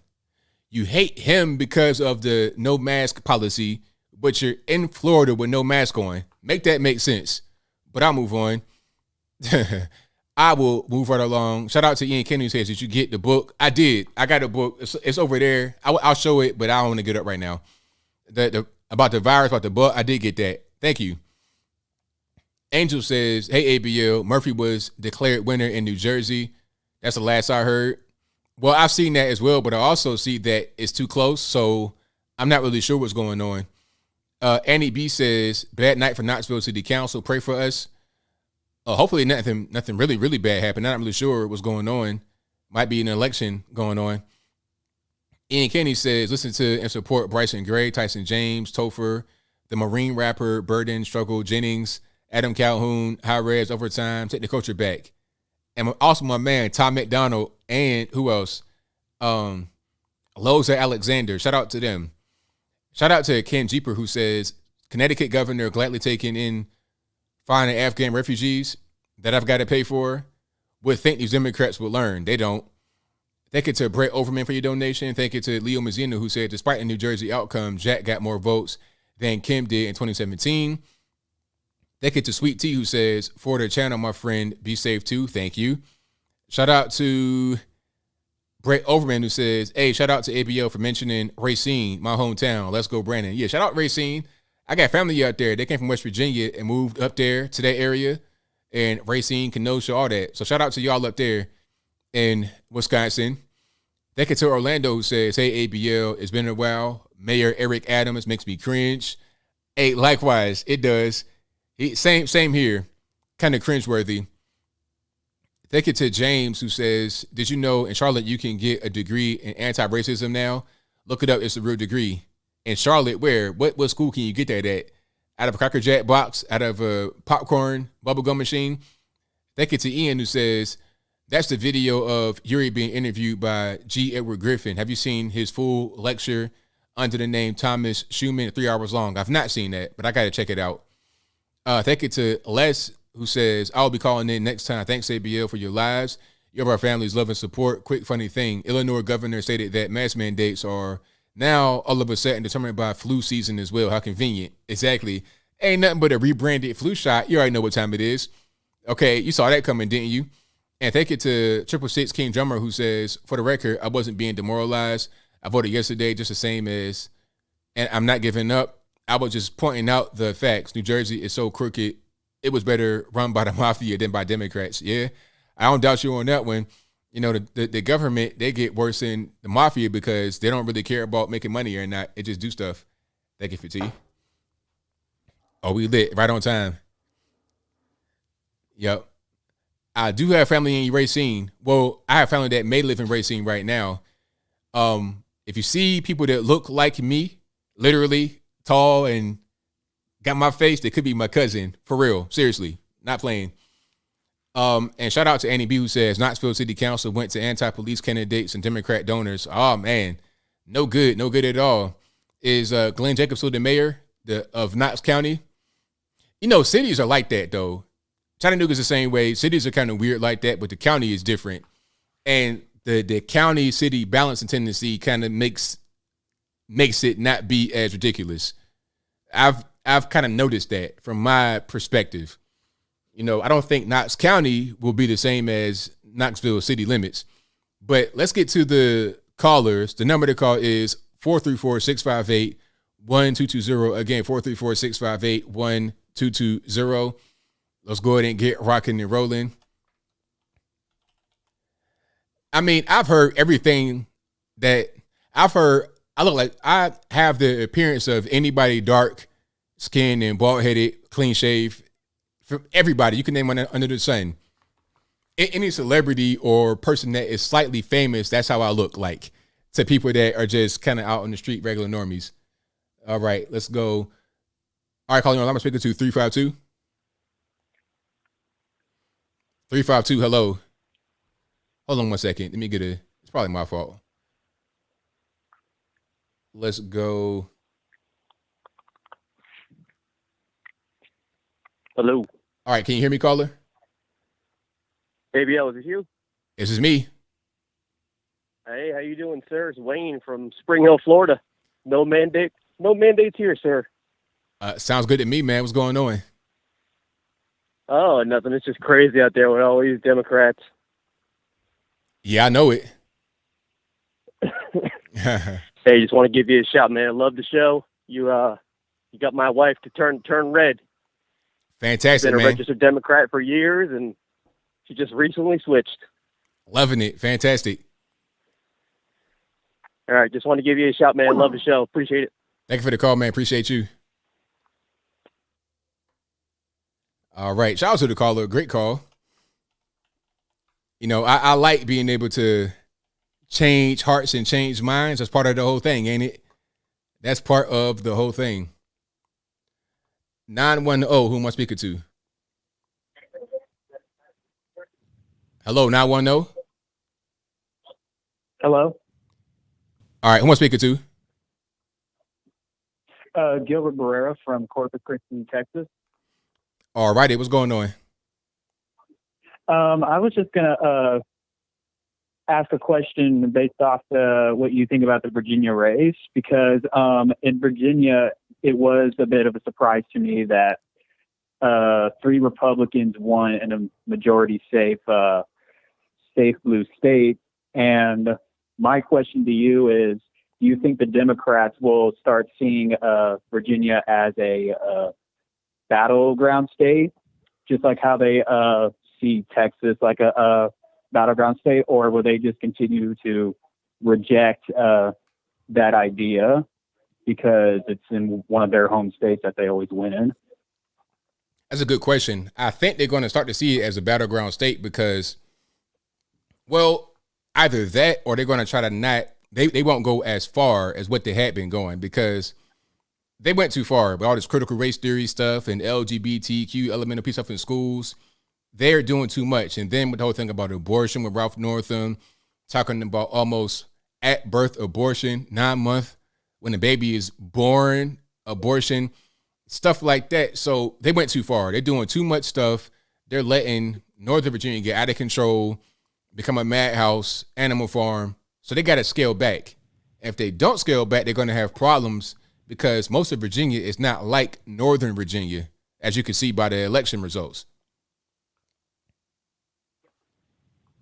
Yeah, because the reason why I asked that is because it's just kind of like the same thing down here in Southern Texas, especially because I'm at university right now, and they're even trying to push that stuff on us, even though majority people here seem to be rejecting it, especially minority groups. The Hispanic population here at this university is, even though they keep saying that, oh, we're becoming more liberal and liberal, when I see that Texas is becoming more and more redder after 2020. Yeah. I mean, I'm not sure what they're going to do next, what they're going to do as far as strategy, but they got to do something because this whole thing of trying to double down on some of the far left stuff, that's going to be an issue when people are rejecting it. So we'll see what goes on. All right. Thank you for taking my call. Thank you for the call, man. Definitely appreciate it. You're welcome. All right. Shout out to my man for the call. Most certainly appreciate him. And let's get to some more here. 281, you're on the line. Who am I speaking to? Hello, this is Sheila from Houston area. How are you? I'm well. About yourself? Oh, I'm pretty good. And I do have a question for you. I was watching Fox earlier, and they were talking about what won the governor, Youngkin, what won the race for him. And they were talking about lots of things, but they never mentioned the vax mandate. And I was wondering, what part do you think that played in the overall turning of that state to red? That was huge. The vax mandate, but also some of the lockdowns, because I know people in Virginia right now, family and friends, they did not like all the shutdowns. That was a problem because Virginia was shut down, I feel like, a lot more aggressively and for a longer period of time than other states.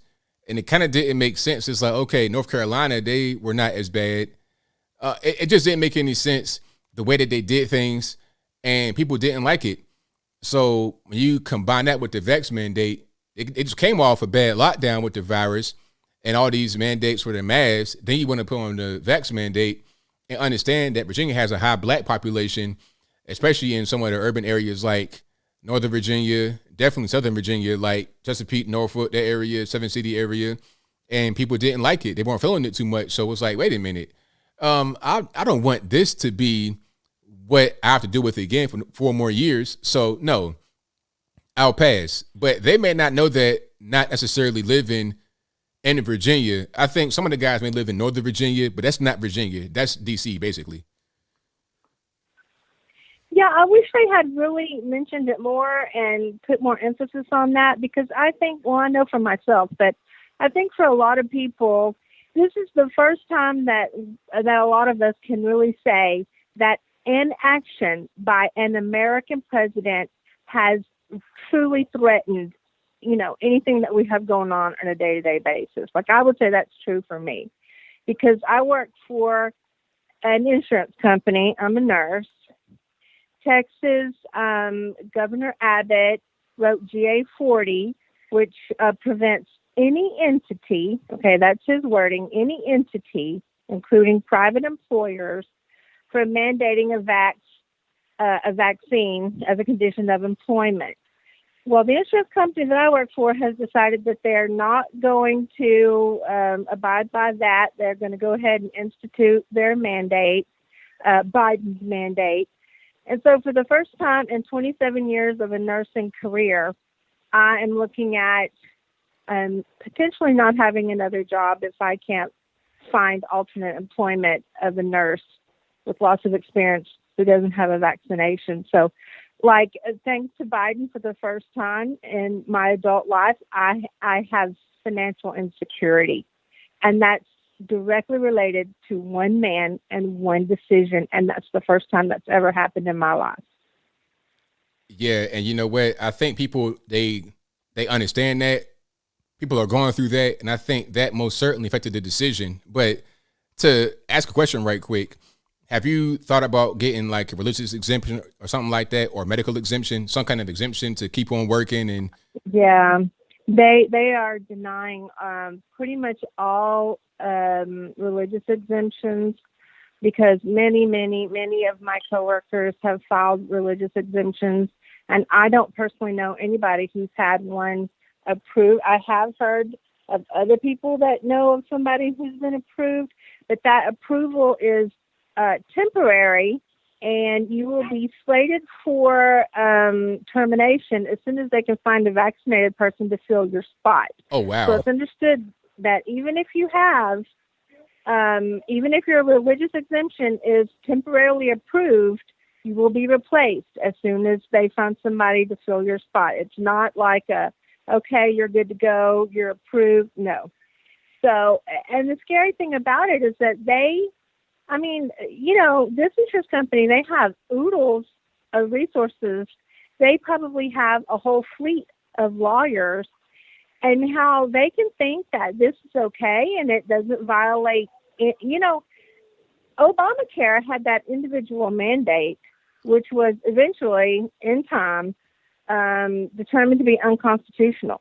So if you can't force an American to purchase health insurance, then how did they think that you can force an American to inject a medication, experimental at that, into their body against their will? So that's the truly frightening thing, is that they're completely boldly brazen about it. They just don't care.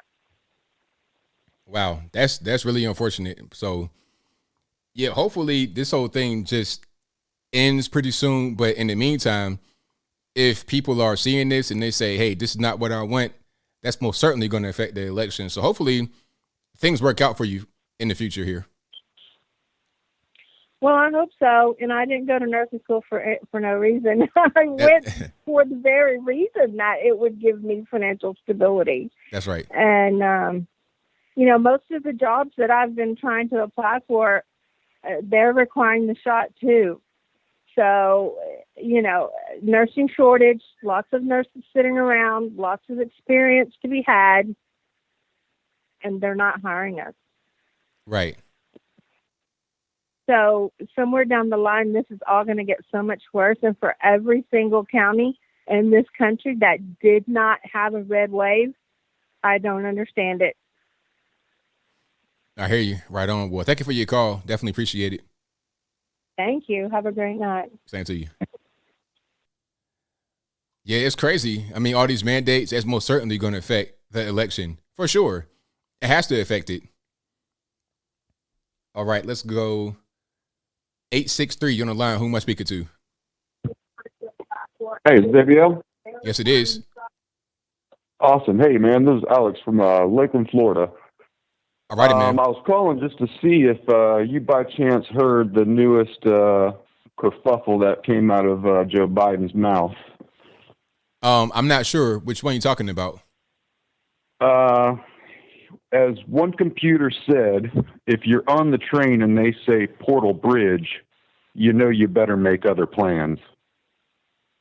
Okay. Not sure exactly where he said that at, but that was on Sky News Australia. I was watching just a little while ago.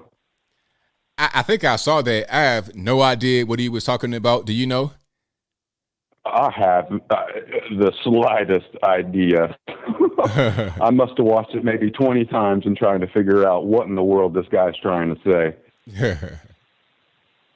But another thing I wanted to touch base on, I kind of wish people would say or quit trying to get Ron DeSantis on this ticket, man, because I'm here in Florida and he's doing such a great job here. I don't want him to leave.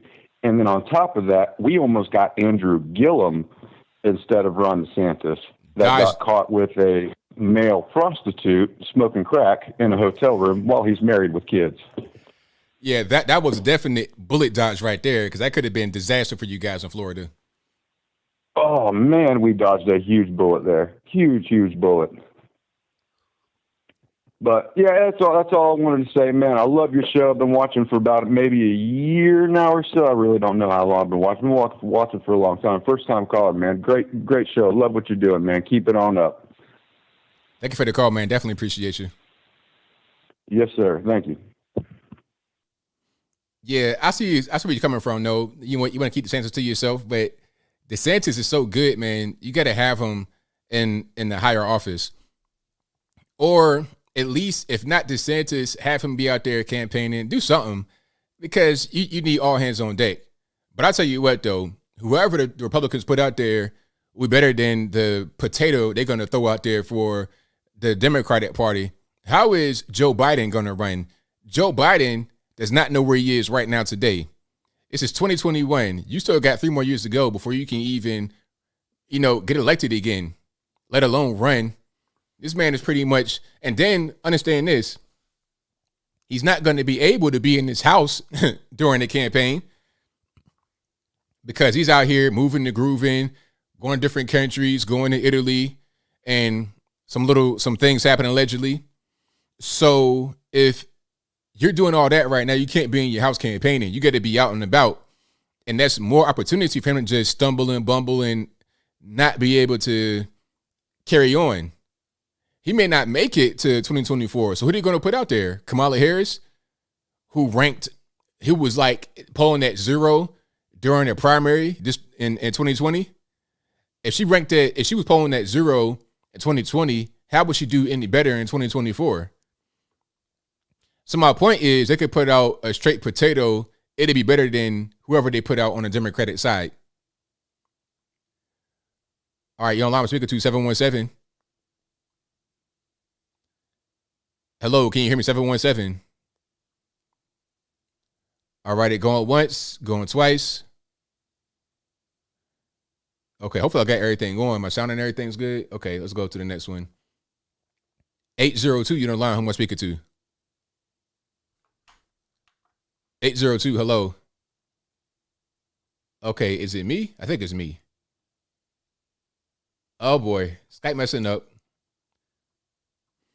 See, there go the white man messing me up. The white man trying to stop the black man from shining. That's what I do. If Skype messes up, it crashes. I blame the white man because the white man made Skype and Microsoft Windows, so this is their fault. It's not my fault. Okay, let's try this one more time. Let's reboot Skype and get back rocking and rolling. 678, you're on the line. Who am I speaking to? Hey, my name is Jack. Georgia. Okay. Yeah, sorry. I'm a little nervous. I didn't expect to get through. Well, I kind of just wanted to call to, I guess, to express an argument. When people say inflation, and I'm sorry, I'm very nervous. It's all good. It's just you and me. It's just you and me. Anybody else? Just you and me. Yeah, I know how your audience can be very honest.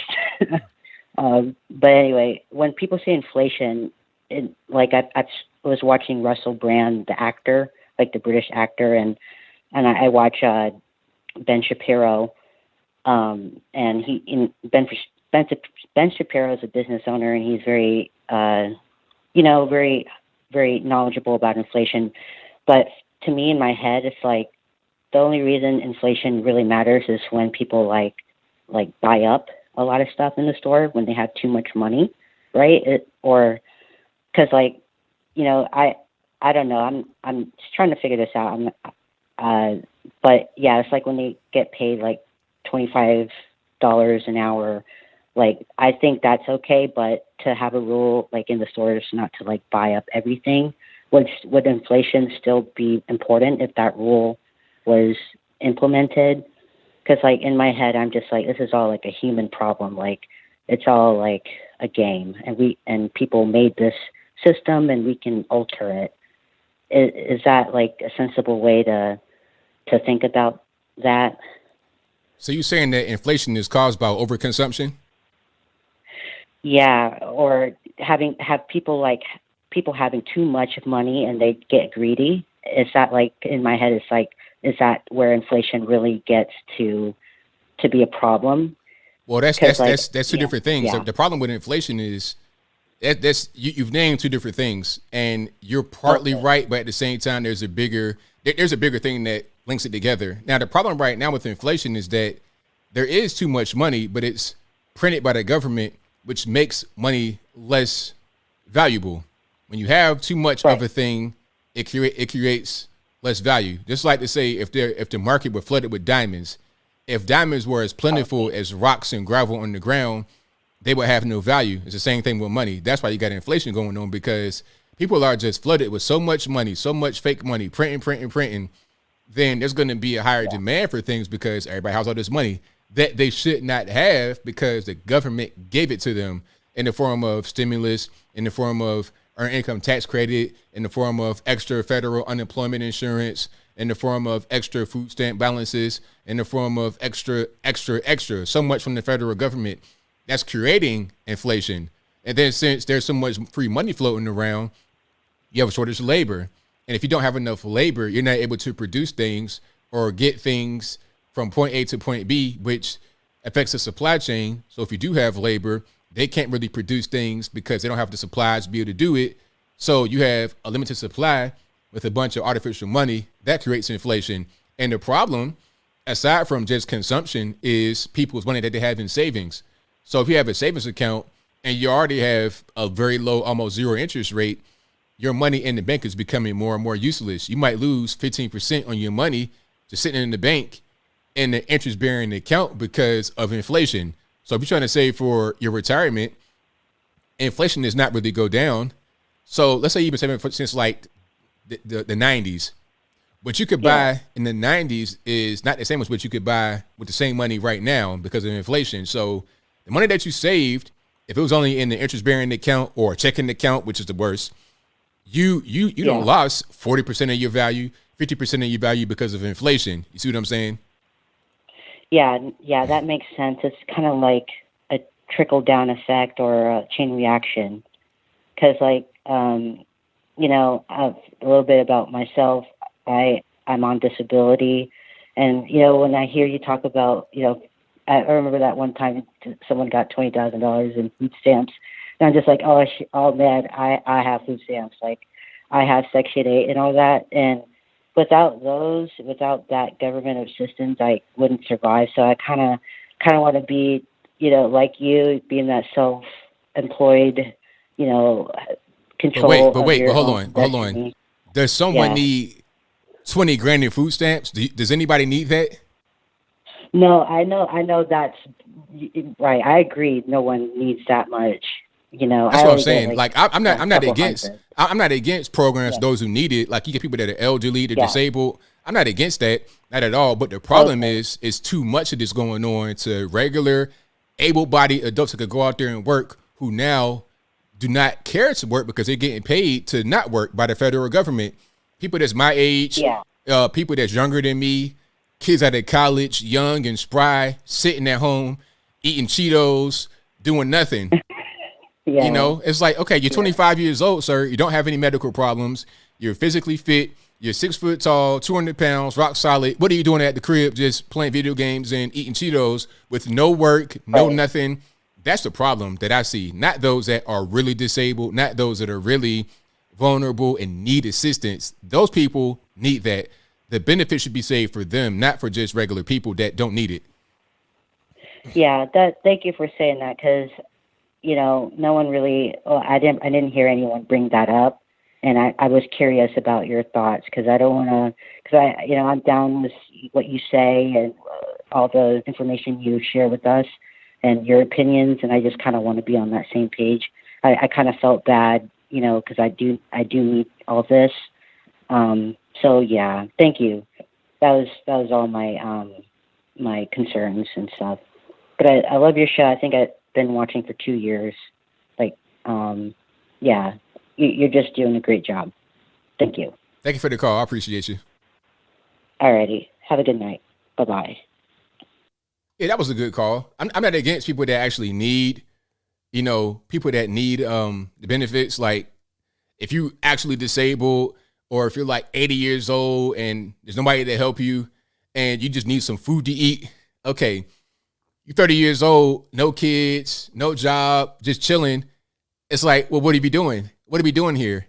And you got 20 grand in food stamps and Section 8 and stuff like that. You're just, at that point, you're being subsidized by the federal government just to be there, just to waste space when you could be productive in society.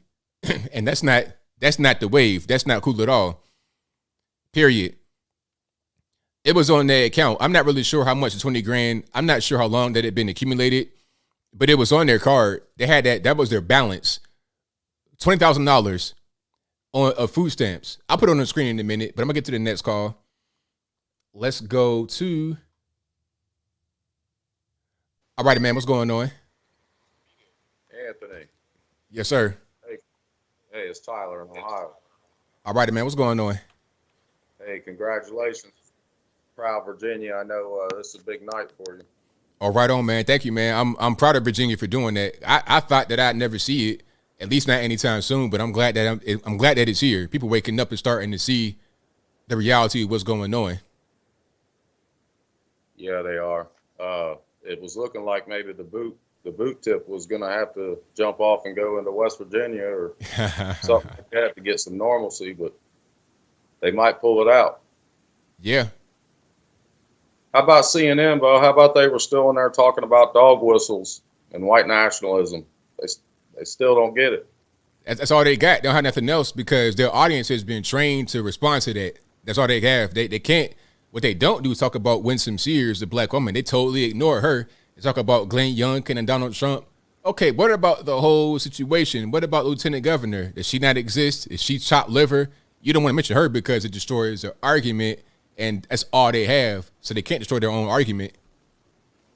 Yeah, like you said, here you got the first black, not even firstborn American. I mean, you talk about the epitome of the American dream, proud Marine, married Marine.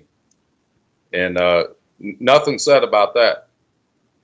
But nope. And then too, like you said, Youngkin, he's from Virginia. And then you got, I mean, he's a do-gooder Yankee from New York, come down there to run Virginia. You know, he's a DC rat and jumped the river and thought he was boss dog, and it bit him. It sure did. It really did. So, and people, they think about that. People from Virginia, it's like, okay, McAuliffe, where are you from? Really, you from New York and you were in D.C. You're not really invested into the community the same way Youngkin is. Youngkin is from there. You know, people they know his family. They see him around. You know, he went to school right there, Norfolk Academy, right next to Virginia Wesleyan. I've been by there a lot of times. I recognize the school. One of the best private schools in the area.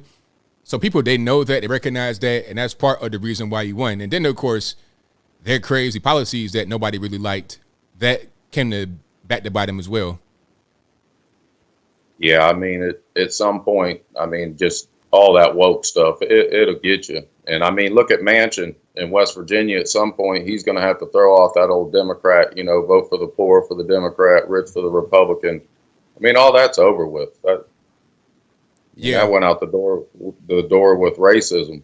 So like you said, they keep beating this racist drum, and there's nothing there to beat it with. Right, exactly. I mean, you got Kaepernick. How about his black accent? I have to give it to you on that. I like how you put that in. But how come that thing keeps getting stronger every year? Hey, he's practicing. He's going to a speech therapist and trying to get it down because he when he's getting that blowout kit together. I mean, it's gotten worse since 2012. Like when he come out of college, you know, he's Mr. Nicety Nice and all that, trying to get into the league, talking to them white men all proper like. And now all of a sudden he's y'all and all hard with it, man. I'm like, gee, this dude. And hope he doesn't go to the military if you don't want to get poked and prodded and stood up and naked in front of 71 other men. That's right, exactly, 100%. Yeah. But you know, he wants to just do this and say this because make some money. That's his whole wave now, just trying to get cash. Yeah, come out of basic, get charged for your uniforms, come out with like 6 hundos, you know what I mean, and done had to go through all that. He's getting broke off of millions, but right. But yeah, all right, bro. Hey, congratulations again, man. Thank you for that, man. Appreciate you. All right, Anthony. Have a good night, bro. Same to you. All right, shout out to my man Tyler for the call. But yeah, he's right though. When Kaepernick first came out of college, he wasn't the same way he is right now. He was just playing with his turtle. He had this big tortoise or something. Here it is. Hold on. This is Kaepernick back when he came out of college or kind of into his NFL career. So that's him right there, just hanging out with his turtle. That was him. Real wholesome, just chilling. Him and his turtle. But now, you know, and back he had a low cut and low goatee, chilling, no mustache, flip flops, smile on his face, having a good old time, right? Him and Sleepy, or whatever the turtle's name is. But now, here's Kaepernick with that beautiful afro. I mean, the afro is amazing. You know, I try to grow my hair out, but it doesn't quite do like his. I need to get some of that good hair that Colin Kaepernick got. You know, hold on. This ain't even the final form. Here's the. Hold on. Let me find a Netflix special afro. There we go. Now this afro right here is monumental. Put that in the Black History Museum in DC. Cause that thing, right? Look at that. I mean, you couldn't get no more perfect. That's fresh out that barber chair afro right there. Okay. So you go from playing with your turtle, hanging out at the pool with your flip flops and balling shorts on, to now you're like a black Neo in the Matrix with a beautiful afro.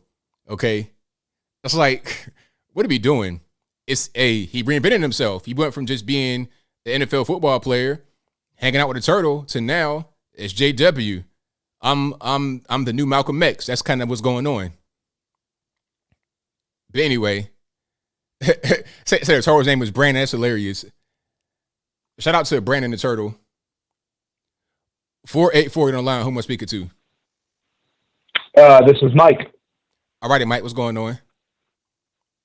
Not much. I'm just watching for the first time tonight, and I wanted to get a call in and talk about inflation. All right, go for it.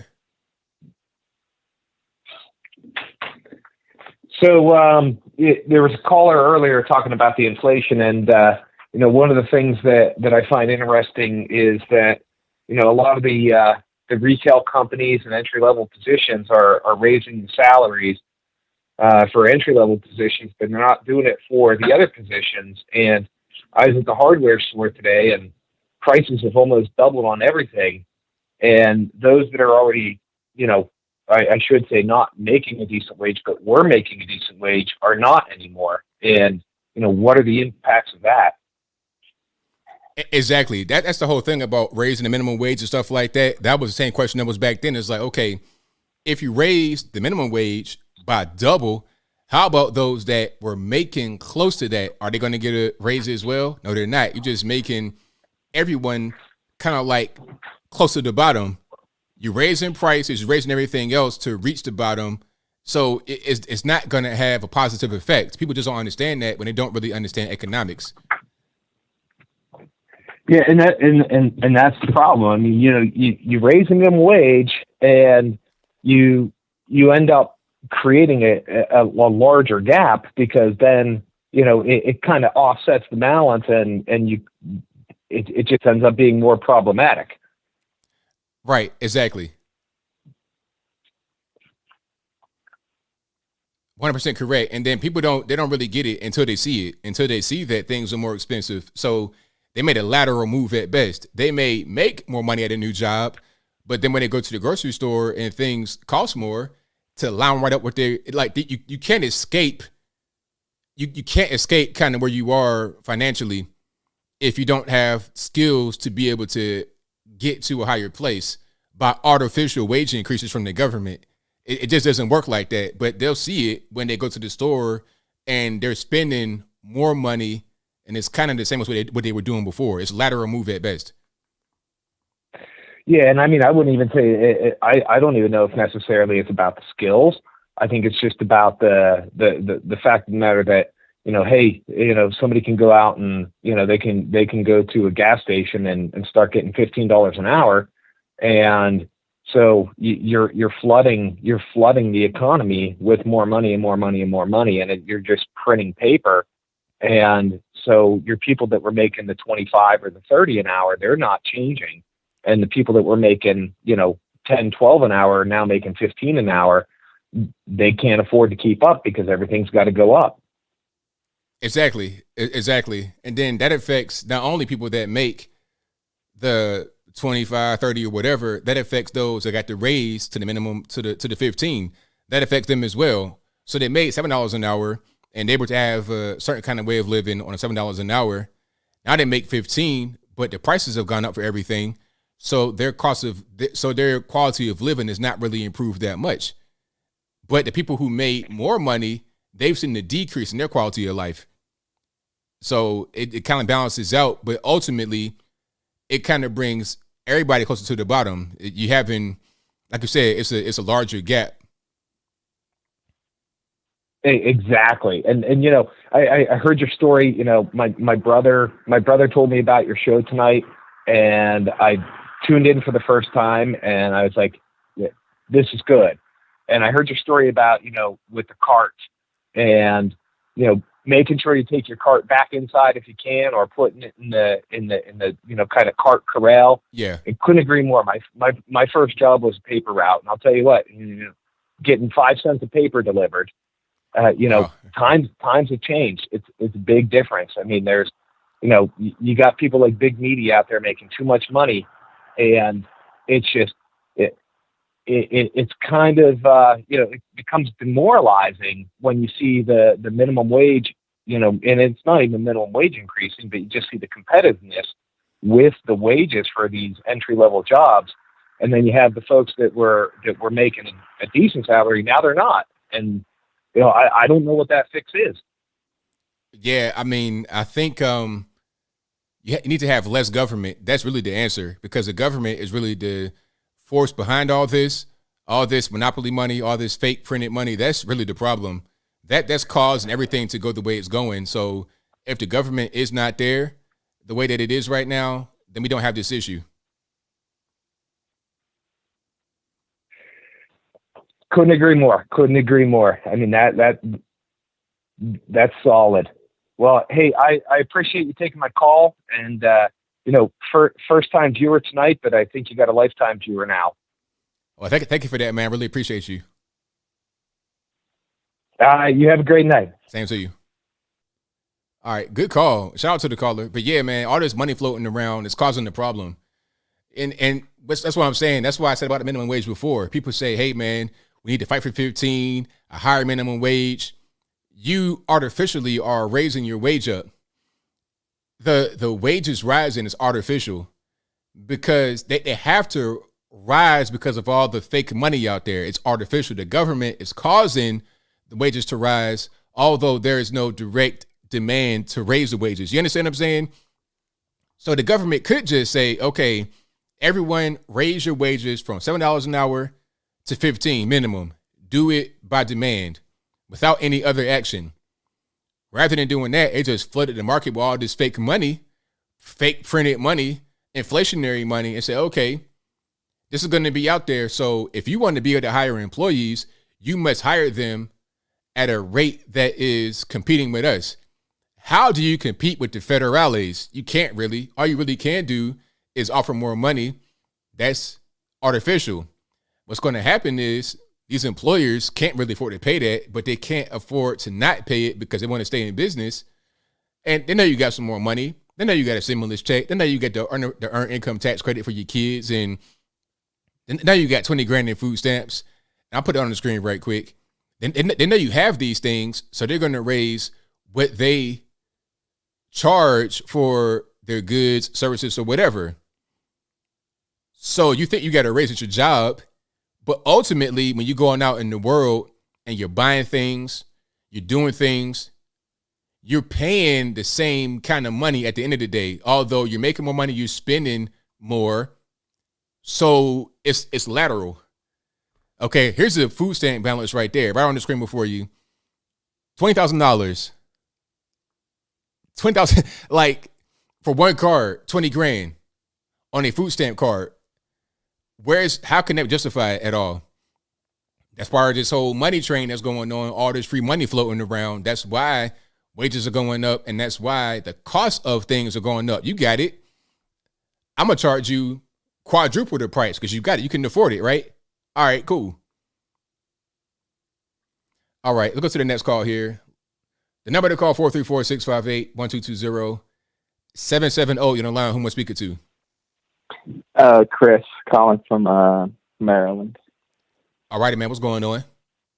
Well, I just had a question about immigration to you, because it seems like, and I'm a black person as well, but it seems like whenever black people as a whole vote for Democrats, why don't they notice that the first thing that Democrats do after that happens is they open up the border wide open to let everybody else in, and they don't really do anything for, not that I think that the government should do anything for people necessarily, but they don't do anything for black people. It's like they get black people to vote for them, and then the first thing they do is open up the border wide open to everybody else. Why don't we notice that? Because it happens every single election. Yeah, people just don't really pay attention to politics like that. All they know is Republicans, racist, Democrats, not racist. That's not true, but that's what they think because they don't really know any better. So when the results come in, meaning what the policy results, when that happens, they don't even really know. They don't even really care. They live in a whole different reality. So they don't even really care. They just vote that way because they think that it's right, it's correct. Now, some of us understand what's going on. We kind of pay attention, and we may think a little bit differently. But the vast majority of us, unfortunately, don't even really know what's going on. We just vote that way because we think it's normal and it's correct. Because my thing is, like, when you look at the numbers, and I'm a person, I've traveled to, I've lived in Mexico and Peru for a year, a little over a year. I've traveled to Mexico a few times. I love going to Central and South America, and I love the culture and everything, but it's like black people were once the largest minority in America and it's like 46 million now. And it's like Latinos have surpassed us, and it's something like 62 million or something now. And, the Al Sharptons of the world don't seem to notice that vote is being diluted and that political power is being diluted because, and I know that abortion has a part to play too in the population not growing like it should, but it's really diluting your political power and influence when you're not noticing what they're doing, and it's replacing you for something else. Right, exactly. And that's a problem. But the problem is trying to convey that message to where people can see it, to people can realize it. It's what I was playing earlier about Yuri Bezmenov talking about demoralization. Is like when you have a demoralized person, you can show them all the evidence in the world. You can take them down to the border and show all the little aliens just pouring on in. You can show that there's nothing happening for the black community or anybody else, really, for that matter, that may need it. It's nothing happening for you, but they're giving them carte blanche to do whatever they want. If a black person breaks into a house here in the U.S., they go into the penitentiary. Might even get shot, killed, and the guy who does it won't even go to court.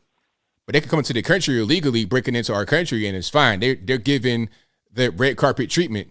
You could show them that, but until they're ready to see it and receive it, they're not going to really understand what's going on. Yeah, exactly. And after living in like Peru and Colombia and seeing how they treat illegal immigrants and people that stay over their visas there, because living there, unless you're a citizen, you're not getting anything. Yeah, from the government there. You get jack.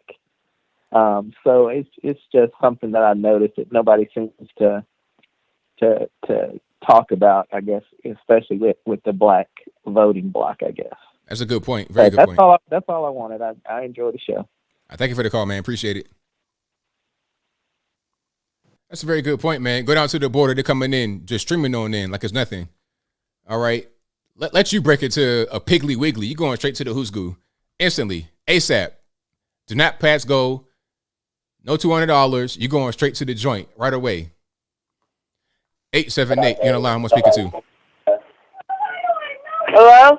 Yes. This Anthony? Yes, it is. Oh, my God. Okay. All right. I want to get a hold of you. Because somebody pointed out to me something interesting. Okay. Catherine Austin Fitz, the author of the Solari Report, said every time the Federal Reserve goes into debt, the life expectancy of America goes down. Wow. And if you see that we had the opiate epidemic, now we have COVID. So the more our government spends, the more our life expectancy goes down. Well, I mean, that's a theory. I don't know if that's true, but it is interesting because it does seem to happen. Well, I mean, it kind of makes sense to me. It really does. I'm not exactly sure why, but I mean, the government spending and printing money, it's not a natural thing to happen. So it will affect us in some kind of way. And now I presume that it'd be a negative way. Right. And that's what I said. Like Okay, because fascism is in the Italian fascism system. It's a marriage between the private and the public, and now they're like, if you watch the World Economic Forum, they're talking about the partnership between the public. I'm not that smart to really decode it, but I know a lot of people know. Whitney Webb talked about this. James Corbett, a lot of very, very intelligent people, above me, but it seems like a controlled demolition of America. But I do have a lot of hope because of the Virginia race. I think Americans are fighting back against the, like George Orwell says, if there's any hope, it's with the proles, it's with the little people. So I kind of see a backlash coming towards this. So I don't want to be pessimistic and say it's all over. So it's really interesting times we live in. I don't know what to say to this, but I think a lot of Americans are waking up. Right on. Absolutely. Yep. And I think it's not, I think the divisions with, how they created these divisions, white versus black versus left versus white, or right, or, masks versus unmasked versus mandates versus, and I don't think it's working anymore. I really don't. And I see a lot of hope for Americans, because we have to live in this country. We can't go nowhere else. We don't have the resources or, I see great hope ahead. I really do. And I used to be a doomer. I used to be it's all over. We can't do this. I don't see that anymore. I really do. I have a lot of hope for America. So God bless. That's all I got to say. Thank you for the call. Definitely appreciate you. Thank you. Bye. All right. Shout out to the caller. All right. Thank you for being here yet again. Definitely appreciate you guys. If you enjoyed what you're hearing so far, give the video a thumbs up, like the video, share the video, do all that good stuff. And the number to call is always in the description box and also in the ticker whenever it comes across. And that's 434-658-1220. Again, 434-658-1220. And we're going to get into it. Let's go to some more here. Let's go. Hold on one second. Let me find you guys. And we're going to do. All right, you on the line, speaking to 757. Hey, how are you? I'm well. About yourself? I'm good. This is Ann Kilroy. I wanted to call and thank everyone who might have taken a minute and said a prayer when I asked for it for Virginia. I'm so happy with the results. I just pinched myself all day today. Oh, definitely. That was a really, really, really good outcome. The best outcome. Yeah. Absolutely. And I also wanted to mention Tucker Carlson on Fox News. They have that streaming service called Fox Nation. Mm-hmm. Well, Tucker Carlson does these original, in-depth, puts out these shows. And it is streaming. It's called Patriot Purge, involving the November 6th? January 6th. January 6th, I'm sorry. And he wants as many people to see it as possible. So he said if you go to tuckercarlson.com, you can get the show free. So they'll let anybody sign up for 3 months at no charge. Today they put out the third series in the Patriot Purge show. And he has shown clips. It's very in-depth. So I wanted to put that word out. And also, if you didn't know, Michigan is getting their forensic audit on. It hasn't started yet, but they are going to have it. You'll be seeing that come out in the papers. And also, I wanted to let you know to keep your eye on Wisconsin. I can't say anything other than just keep watching Wisconsin, because there are some very big things happening. Right on. Think of the word maladministration. Okay. So yeah, I don't mean to be all mysterious, but so that's about it. I can't wait to buy groceries and not be taxed on it. Yeah, I hear you on that. And what did he say? Everybody will have double the benefit at tax time. So, you know, when Youngkin got up this morning, he said him and his whole team hit the ground, started working. They're getting ready. So thanks to everybody, once again, that said a prayer. I believe it. I believe in prayer, and I just thank everybody for that. Well, thank you for the call. Definitely appreciate you. Sure thing. God bless you. Keep the wheel spinning. Will do. Thank you. Bye-bye. All right. Shout out to the caller from Virginia, 757 area, Hampton Roads. So, now about the New York City mayor, Eric Adams. Eric Adams will, quote unquote, revisit the vax mandate come January 1st. So Kyrie Irving obviously plays for the Brooklyn Nets, which is in New York City. So he could come back in January if they lift the vax mandate. Now, they're already at his office, the anti-vax protest. They're already right there at his office. Okay. And Eric Adams says that NYPD, et cetera, should get the vax, but he's not saying if it should be a mandate or not. So, long story short, the vax mandate could come to an end as soon as January 1st, maybe sooner. Who knows? He might have said, you know what, let's go ahead and get rid of it right now. But who knows? We'll see what happens. Now, my question is, if he rescinds it on January 1st, if anybody got fired from NYPD, what could they still fire anybody from NYPD right now? How would that whole thing work? Would they extend the deadline for the vax mandate? Has the deadline already passed? What's going on? So we'll see what happens with New York City and the vax mandate. They should rescind it right now. You know, Bill de Blasio, imagine that. Bill de Blasio really stopped Kyrie Irving from making money. If not for Bill de Blasio, Kyrie Irving could have made money by playing for the Brooklyn Nets. Because the only reason why he's not playing for the Nets is not because of the Nets themselves. It's because of the mandate in New York City. That's the reason why he's not playing. Okay, so he could be playing right now, but because of the laws, not laws, pardon me, I'm not sure what that is, some kind of ordinance, he couldn't play. He may come back as soon as January 1st. 802, you're on the line. Who am I speaking to? Hi, this is Willis. All righty, what's going on?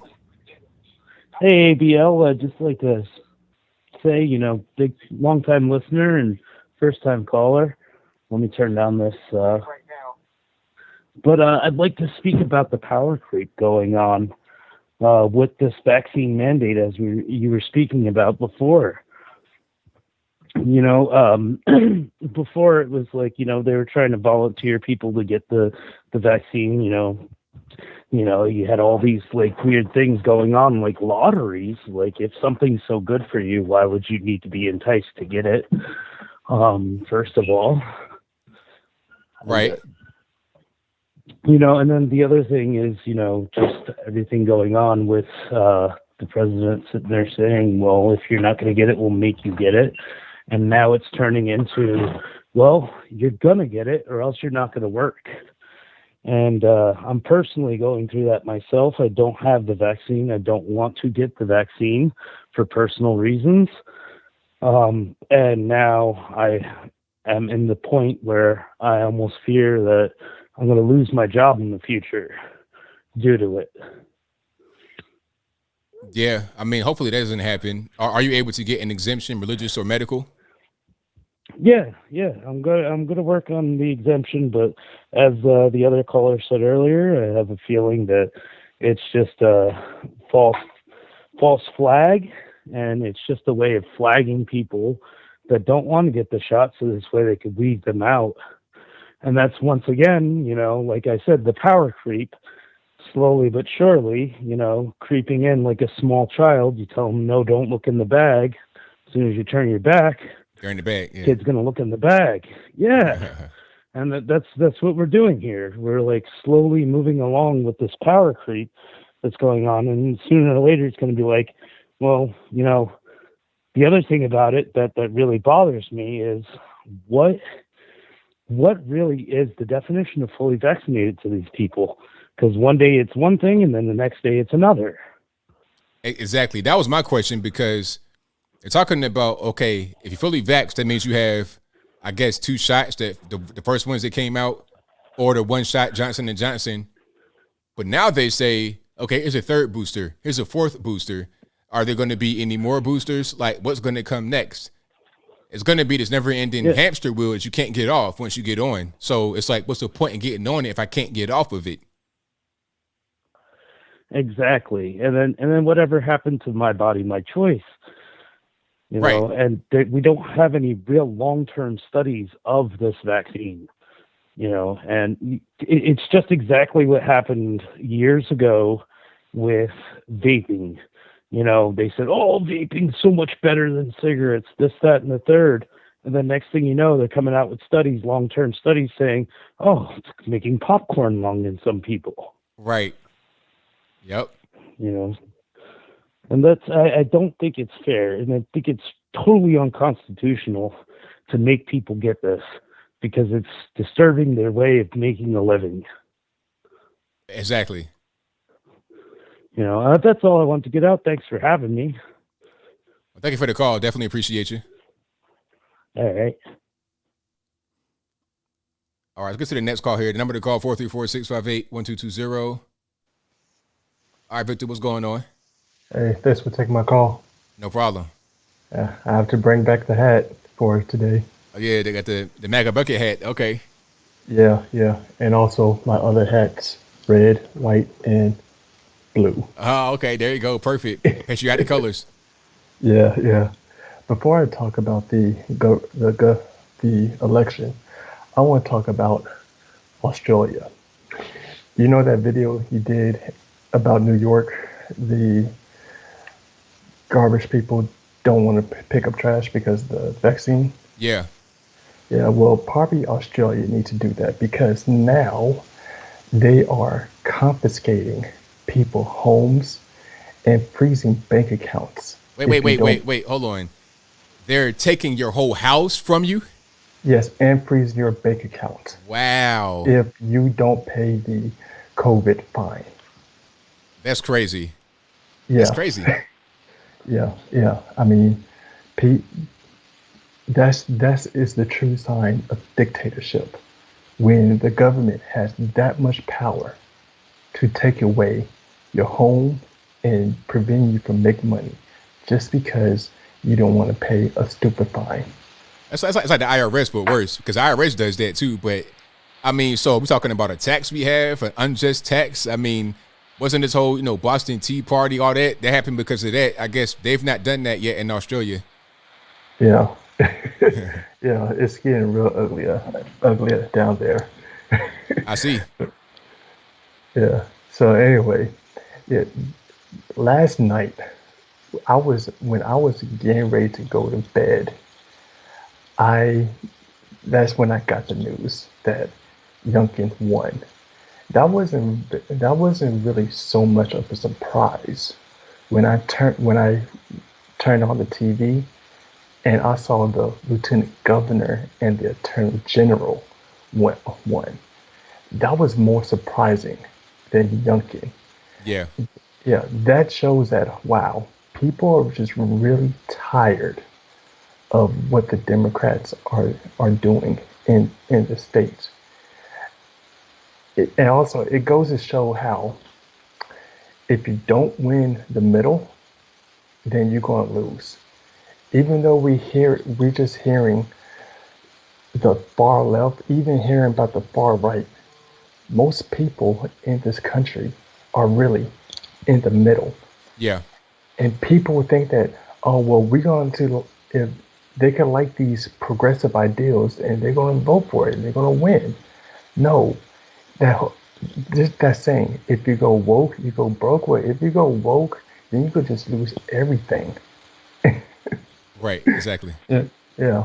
And the one person I'm very happy won was the lieutenant governor, uh, Wisdom Sears. Yeah. Yeah.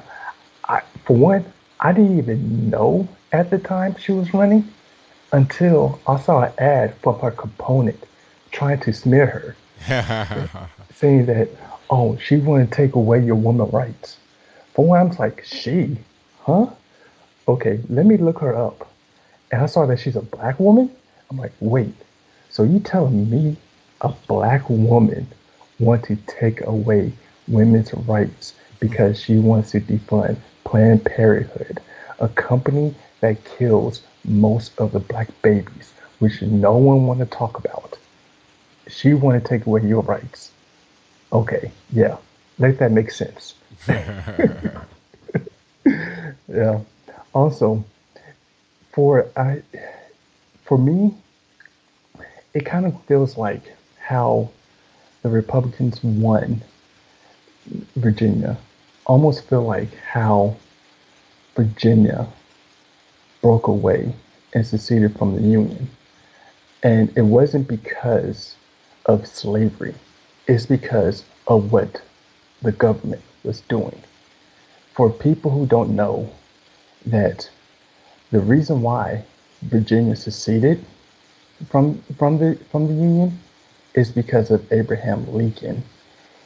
Abraham Lincoln took took about 5,000 troops from Virginia, and they wanted Virginia because they feel like Virginia, home of George Washington, home of James Madison, home of Thomas Jefferson, show a strong presence. But because the U.S. overstepped their boundaries and took away their troops, that's when Virginia decided to secede. And look what happened with how the government is being run now. And Virginia spoke like they don't like what's going on. We don't want your policies. Therefore, they took away. They voted for the Republican Party. That's how I see it. What do you think about that? That was a lot there. What's your specific question? No, I was just telling you that how I'm just saying how the Republicans won Yeah. the state is kind of feel like how Virginia broke away from the South because of how Yeah. the government overstepped their boundaries and take away so many men from their state to join the war. Yeah, I agree with that. That's definitely it. Like there's a reason. It was definitely a reaction. It wasn't just for no reason, and it was intentional because, just to vote for the governor is one thing, but you got to be intentional in voting for the lieutenant governor, attorney Yeah. general. You going straight ticket because you want a different direction. It's a direct reaction. 100% correct. Yeah, exactly. Exactly. And I would say, just speaking for Fairfax County, I would say that the the the House of Representative for the county, last name Keene, he won and he's Democrat, but I could understand why he won because he actually, if you check his track record, he supported a bill. Unfortunately, it didn't get passed, but he supported a bill basically giving parents rights Uh, to talk to have a say in public school teaching. got it. So it Uh, was very intentional for him to be there because he had a specific thing that he wanted to do for people, and they wanted that. The party yeah, affiliation was not as important as the thing he wanted to get across. yeah, exactly. Yeah, Yeah. exactly. Like and that's why I almost went straight ticket, but once I learned about King, I'm like, okay, I can understand. I can understand. I I think I could support him. I hope he could. I hope he continues to support the parents, and I hope that he doesn't turn away from them. Right on. Yeah. Anyway, thanks for taking my call. Thank you for the call, man. Appreciate it.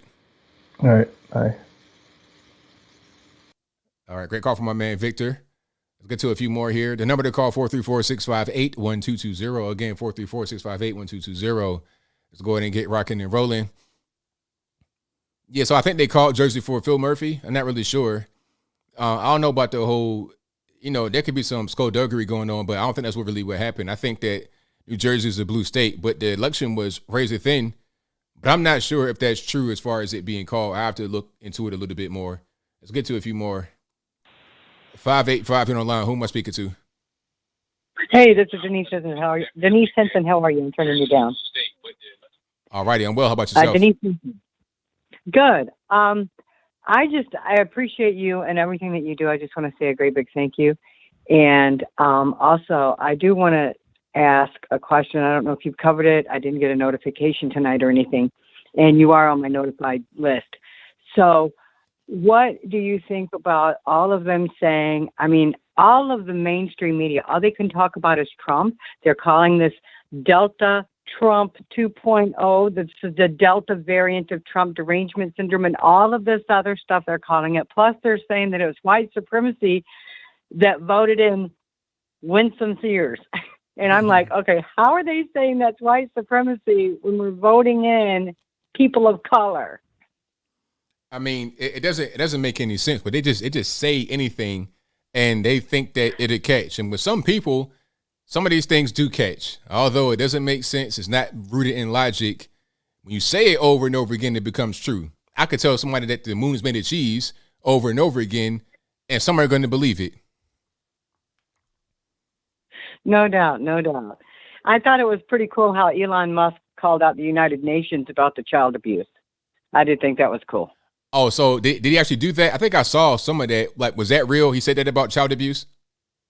Oh, yes. Pizzagate's real. It's all real. We're dealing with so much human trafficking now in D.C. and all of this stuff, and it's crazy because I follow Alveda King. I've been down to Washington, D.C. with Say Yes to Life and all these other people that I follow. All right, Diamond and Silk and all them people.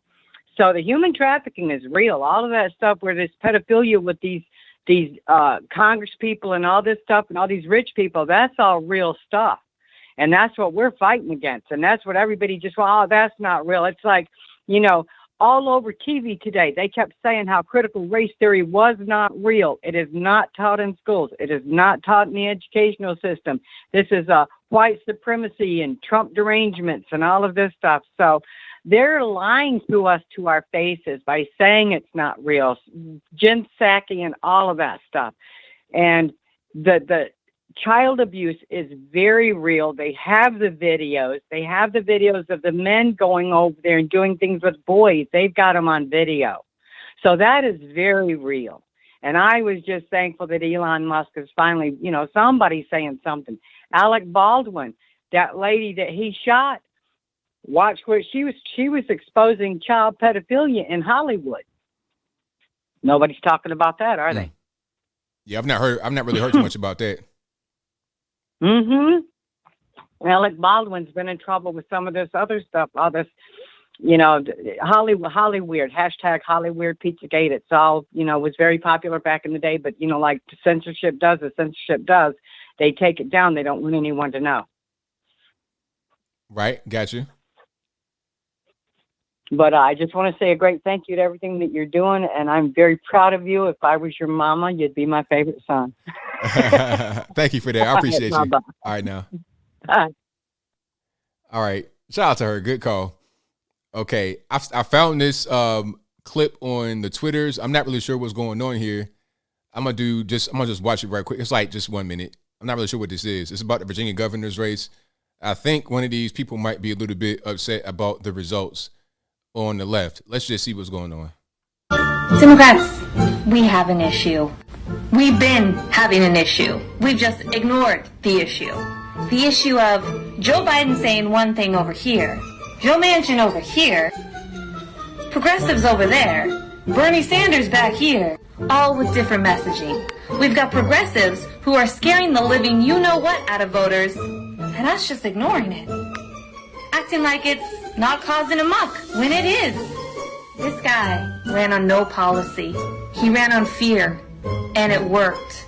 how are we going to combat that? We got to go back to the drawing board now. Because what was done before ain't working anymore. New game plan. Because we think this is embarrassing. This is what we'll face over and over and over the night of 2022. And then 2024. So we either deal with what we got to deal with, face the music, or we lose. Hey, that's what it is. I mean, y'all just trash. I got to figure out a way. Hey, is she right though? Go back to the drawing board and tighten up. You know, all these mask mandates, like the things that they think are good, mask mandates, critical race theory, LGBTQ, elemental P, X, Y, and Z. Those things aren't good. Your strategy right now is not very good. The things you hang your hat on are not working. So abandon that. Do something else. It's simple. You could do that in California, I suppose, but not in VA. Obviously, you can't do that in VA. Try that somewhere else. No more California BS. Shout out to my man Tony Soprano. Let's get to the next call. 224, you're online. Who am I speaking to? Hey, what's going on, Anthony? It's Kevin. All righty. Not too much. What's happening? Yeah, I called in last called in about 2 months ago. So thank you for taking my call. No problem. All right. So, just about a year ago, we had the presidential election, and I was actually watching your stream live. Had a really fun time. Oh, thank you, man. Appreciate you. Glad you're able to watch it with me. Yeah, even though we didn't get the results we wanted, it was all good. That's right. I mean, I was pretty fucking nervous. Oh, I'm sorry about that. I remember I was pretty nervous. I remember I was watching the maps, saw Texas turning blue, and I was like at the edge of my seat because it was like a roller coaster ride throughout the entire night. And I really appreciate you keeping everybody calm because one thing I really like about JBL is how optimistic you are. Yeah, and, I keep that same attitude for sure. Yeah, it's one of the traits I really like about you. Appreciate that. But you're not a boomer, and you're sometimes I'm a boomer, and I try to relax a little bit, but yeah, it was a really fun night, man. Even though we didn't win, it was I'm not even gonna speak on my opinions about what happened after, but that's all good. But I just want to say congratulations on Virginia, man. Congratulations to Glenn Youngkin. Oh yeah, definitely. A very good outcome. Really, really enjoyed that, and I think that it's going to be, this is going to happen again. Like the person was saying that the left person was saying on the other video I showed, it happened again in 2022 and 2024. It's going to happen a lot because what the Democrats are doing is not working, and the right has a better message. That's just really what it is. So I look forward to a lot more things like this happening. Well, absolutely, man. I'm really hoping for something similar to happen in Illinois because I'm living in Illinois. I've lived here my whole life, and it's just really disastrous seeing everything going on here. Obviously, I mean, the entire media can't get enough of Chicago and all the shootings and whatnot. Right. But our governor is our governor Pritzker. He's pretty much a tyrant. He's pushing his mask mandates, these vaccines, and what's really good about it. I don't know about Chicago, but in the suburbs, many people don't even follow the mask mandates because we're one of the few states that are still following the mandates. And me, there's this grocery store I go to. I'm not even gonna name it, but I go in there, I don't even wear a mask. And things there's other stores, I know Walmart and a few other stores like Target, they don't even care. They can just go in there, and even if there's a sign on the door, it says it's basically a mask. You can't enter. There's a mask policy. Many people just go in without it. So I mean, the whole mask thing is kind of dumb because people know it doesn't work, and people are tired of it. It's causing all types of problems, and it's just people are done really. And it surprises me when I go to a place, if I travel and people are still wearing it a lot. It's just kind of weird. It just shows you the condition of a people in a particular place to do a certain thing. Where I live, That's not a thing anymore. You may see the occasional elderly person, but for the most part, people are not wearing masks anymore. It's a wrap for that. Yeah, absolutely. But you know, like it's even worse with like events, like concerts. Like even like a lot of concerts and events here, like they require you to like either be fully vaccinated or show proof of a negative test. But like even then, even despite that, you still have to go in there and like wear a mask and social distance. Like just from what I've seen, like I actually like tried to look at some concerts around my area, and yeah, they're actually like requiring all of that, and it's like, man, it's like unlivable around here. I hear you. Like, I'm even like contemplating going to Texas or Florida, but yeah, I'm like in a pretty SHIT situation, man. But I mean, like here in the suburbs though, it's like at least compared to the city, it's like really livable. So I'm like fine for now. Right on. Yeah, that's about it, man. Yeah, but thank you for taking my call. Thank you for the call, man. Definitely appreciate you. All right, man. All right. Shout out to the caller. So I see this headline right here. Winsome Sears, the new Virginia Lieutenant Governor, the black woman, the Marine Corps vet, she challenged Joy Reid to a debate. And I think Joy Reid said something about she's dangerous. Hold on, let me try to play this right quick. The Marine Corps. Let me see if I can get to the clip in question. No, it's not on this. Oh, here it is. And in your win. Watch this. Let's see if I can play it right quick. Just one moment. Let's cue it up.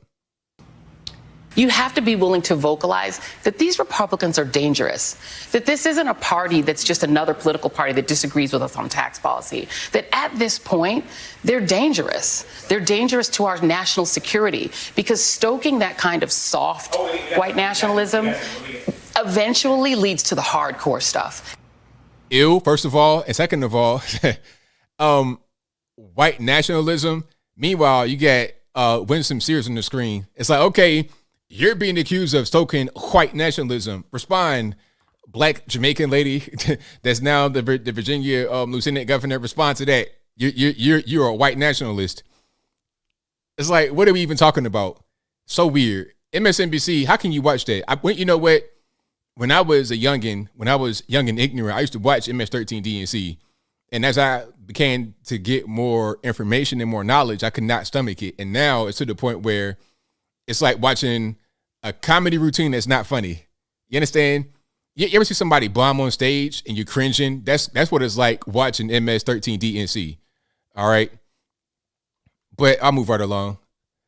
I got time for like another call or two. Let's go to hold on. Right here on line. 773 who am I speaking to? ABL, it's your Chicago police officer friend from last week. All righty, man. What's going on? Don't worry, I'm going to let you get a word in edgewise this week. All righty. You know, they talk about $450,000 for anxiety to alien families being separated from their families. What about my anxiety being separated from my tax money? There you go. That's what I want. I want my money too. And, you know, you talked about this a few weeks ago about their end game. They're letting millions of immigrants come through unvaccinated, untested, going all around the country. And the end game really is, once they're here, you change the election laws enough to allow them to vote. And more than likely, immigrants always vote Democratic, and that's where they're going to get their extra 2, 3, 4 million people from, 4 million votes from. That's their end game. Get them to be able to vote. That's why you can't ask about their immigration status. By the way, coppers are sent to the election polls on election day. For a presidential election. And, you know, we're told some of the rules. And one of the rules is that they cannot ask what their immigration status is. You know, simple as that. Can't ask it. So if they're able to, you know, here in Chicago also, they have a thing. You can go to the library and get it. They have it's not a state ID. It's not a license. It's a a city of Chicago ID, which is easy to get. So once you have that, that's all you might have to show. And you can't ask anybody's, immigration status. So there you go. You have people that got here illegally and now are legalized to vote. I don't know what's going on with that. Yeah, that's the end game for sure, because that's all they really want is the power. They don't really care about helping them or trying to repair any kind of damages done. It's all about getting power, because if there was no way they could get anything from them, no quid pro quo going on, they would not consider it. You're 100%. You're 100% right on that. Also, when I arrest somebody, I name check them because they might be wanted on a warrant for murder in Colorado or wherever. There's a general order in the police department. You cannot call ICE, even if they're wanted by ICE. Can't call them. So, wait a minute. The government is the number one law enforcement here, and you're telling me that I can't call another law enforcement agency that's looking for somebody? It's unbelievable, ABL. It really is. Well, I won't take up any more of your time. I love your show, and any questions for me, go right ahead. Otherwise, I'll let you get on to another caller. Well, thank you for the call, man. Definitely appreciate you. All right. Thanks, ABL. Yeah, he's right on point, though. Now, I'm seeing some people getting timed out and whatnot in the chat. Please do not abuse your moderator powers. I won't say nobody's name, but you know I'm talking to. So let's not do that. And I don't want to say that no more. But thank you guys for your help. That do not abuse your powers. I appreciate you. But let's not get into no arguments with people and then block and time out to win an argument. Please don't do that. Okay, next call. And the number to call is 434-658-1220. 780, you're on the line. Who am I speaking to? 780, hello. Going once, going twice. All right. Sorry, 780. It's not my fault. Blame the white man. Okay, let's go to another one here. Y'all just hang tight. Try to get the one I've not gotten yet.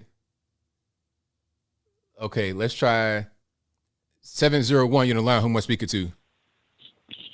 This is Dan from North Dakota. How are you tonight, ABL? I'm well. About yourself? I'm doing very good, sir. I'm from Virginia myself there, so it's always nice to talk to another boy from home. I just wanted to comment about the truck driver shortage there. I know there's a lot of ifs and ands going on about it, but I've been a driver for 13 years, and very quickly I wanted to let you know that it's not that there's a driver shortage.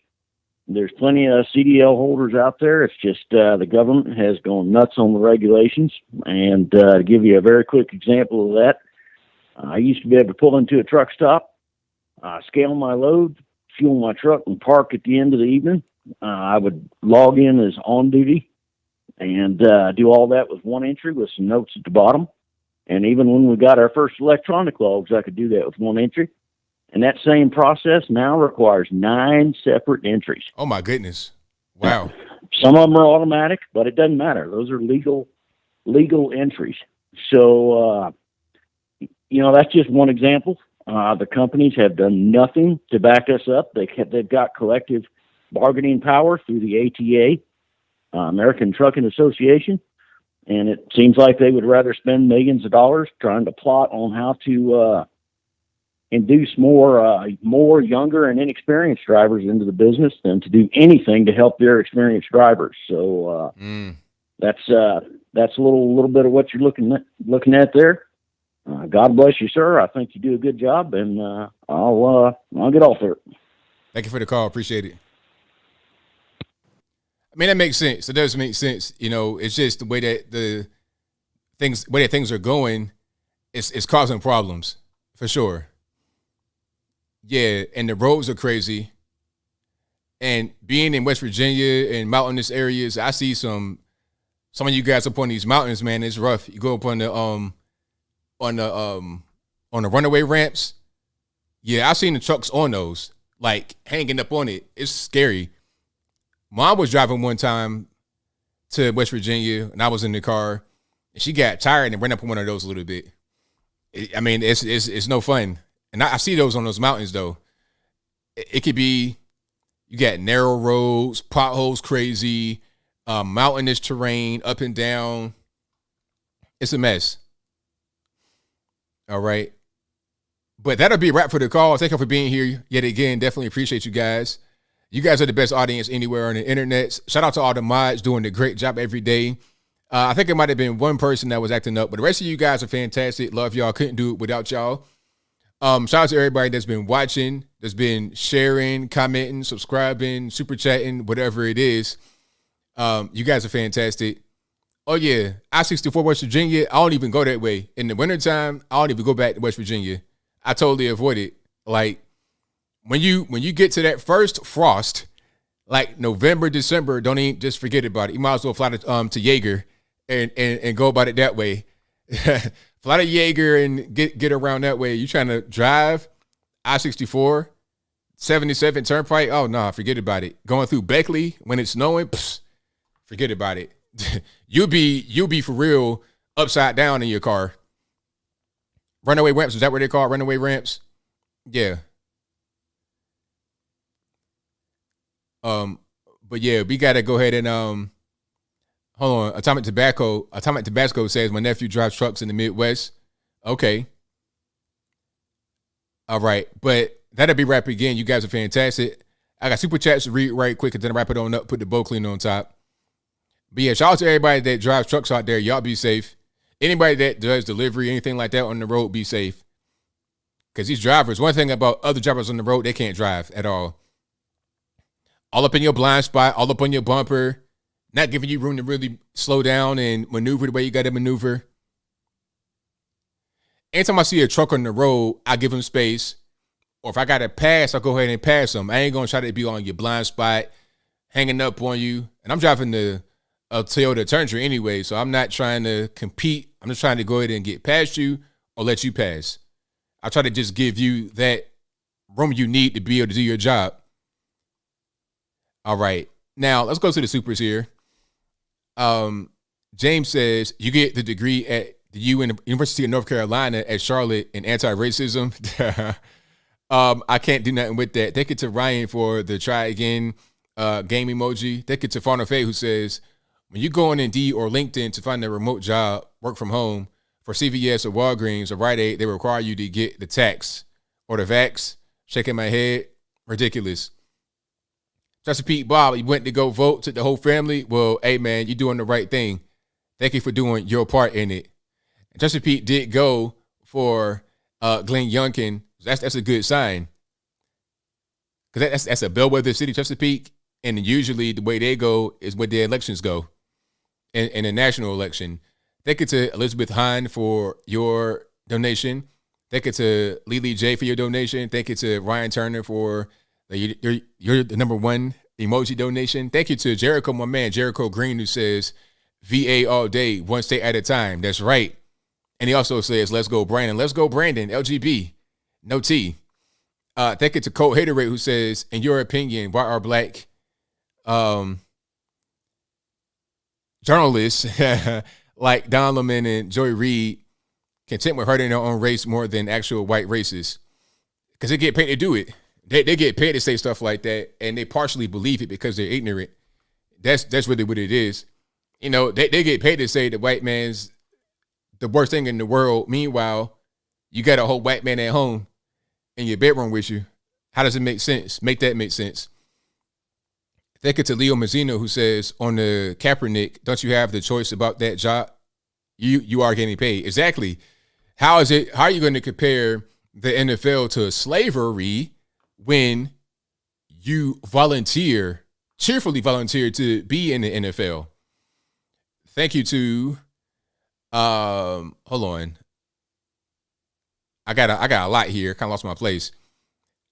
Thank you to Conservative Dragon 1776, who says, thank you for always putting the shopping cart back. I work at Home Depot pushing carts. If the vaccine works, then the people on the vaccine have nothing to do and nothing to worry about. Vaccine mandates make no sense. Right on.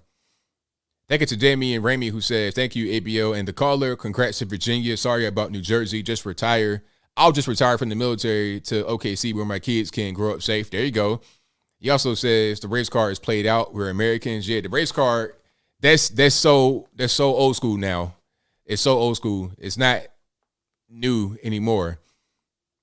Thank you to James, who says Project Veritas just released a video of New Jersey poll workers letting someone that said they're not registered to vote and isn't an American citizen fill out a ballot. They said someone will figure out if you can really vote later. Wow. That's crazy. Leo Mazzina says, just tell the liberals that the 5 tenets of what the 5 tenets of CRT are. Damien also says, Project Veritas exposed New Jersey Democrat policies hurt us so much. People are done with it. Thank you to Mom Bear, who says Trump was not trying to be president during the economic collapse. He planned for it, set us up for a best case scenario, pitched us 1,000 softball state control instead of blazing fire for awakening. Okay. Thank you to Just Cause, who says free Cal Rittenhouse. He ain't even do nothing. Thank you to Coach 99, who says, sorry, I've been missing in action. Mom passed October 2nd. Hey, sorry to hear that, man. I know how that is. So prayers out to you, man, and your family. I really enjoyed watching you and Officer Tatum's live streams. So hope you and Mr. Logan are doing well. I'll be here in chat with all my peeps. Thank you, man. Appreciate you for dropping on by to hang out with us, Killer Sushi. Thank you to Damian Ramey, who says Republicans are dangerous. She doesn't know her Constitution. We are a country of all creeds and colors, united under the stars and stripes. Thank you to Joe Ryder 84, who says, would you rate Joe Biden as number 1 liar, ABL? I'm not even really sure. I think Joe Biden is just lame. He's not there mentally. You see what I'm saying? It's like calling somebody that cannot control what they say out of their mouth a liar. Is that fair? I'm not really sure. If you don't have control over your mental capacity, if you have no control over what's going on in your mind, how can you really lie intentionally? He's a puppet. That's what he is. The anti-view says, please remind all there is no swearing per you. I try to have that be known, but people just kind of do what they want. Thank you to, was that George or Jorge for the donation? And thank you to the anti-view, who says, well-known non-profit hospital forces me to take positive resident back into our hospice house. They asked me, what does it really matter? Wow. That's crazy. So because they're in a hospice and they're pretty much at the end, it's like, well, forget it. So what? Yikes. That's rough. I mean, if that was my loved one, I would not appreciate that too much. You understand?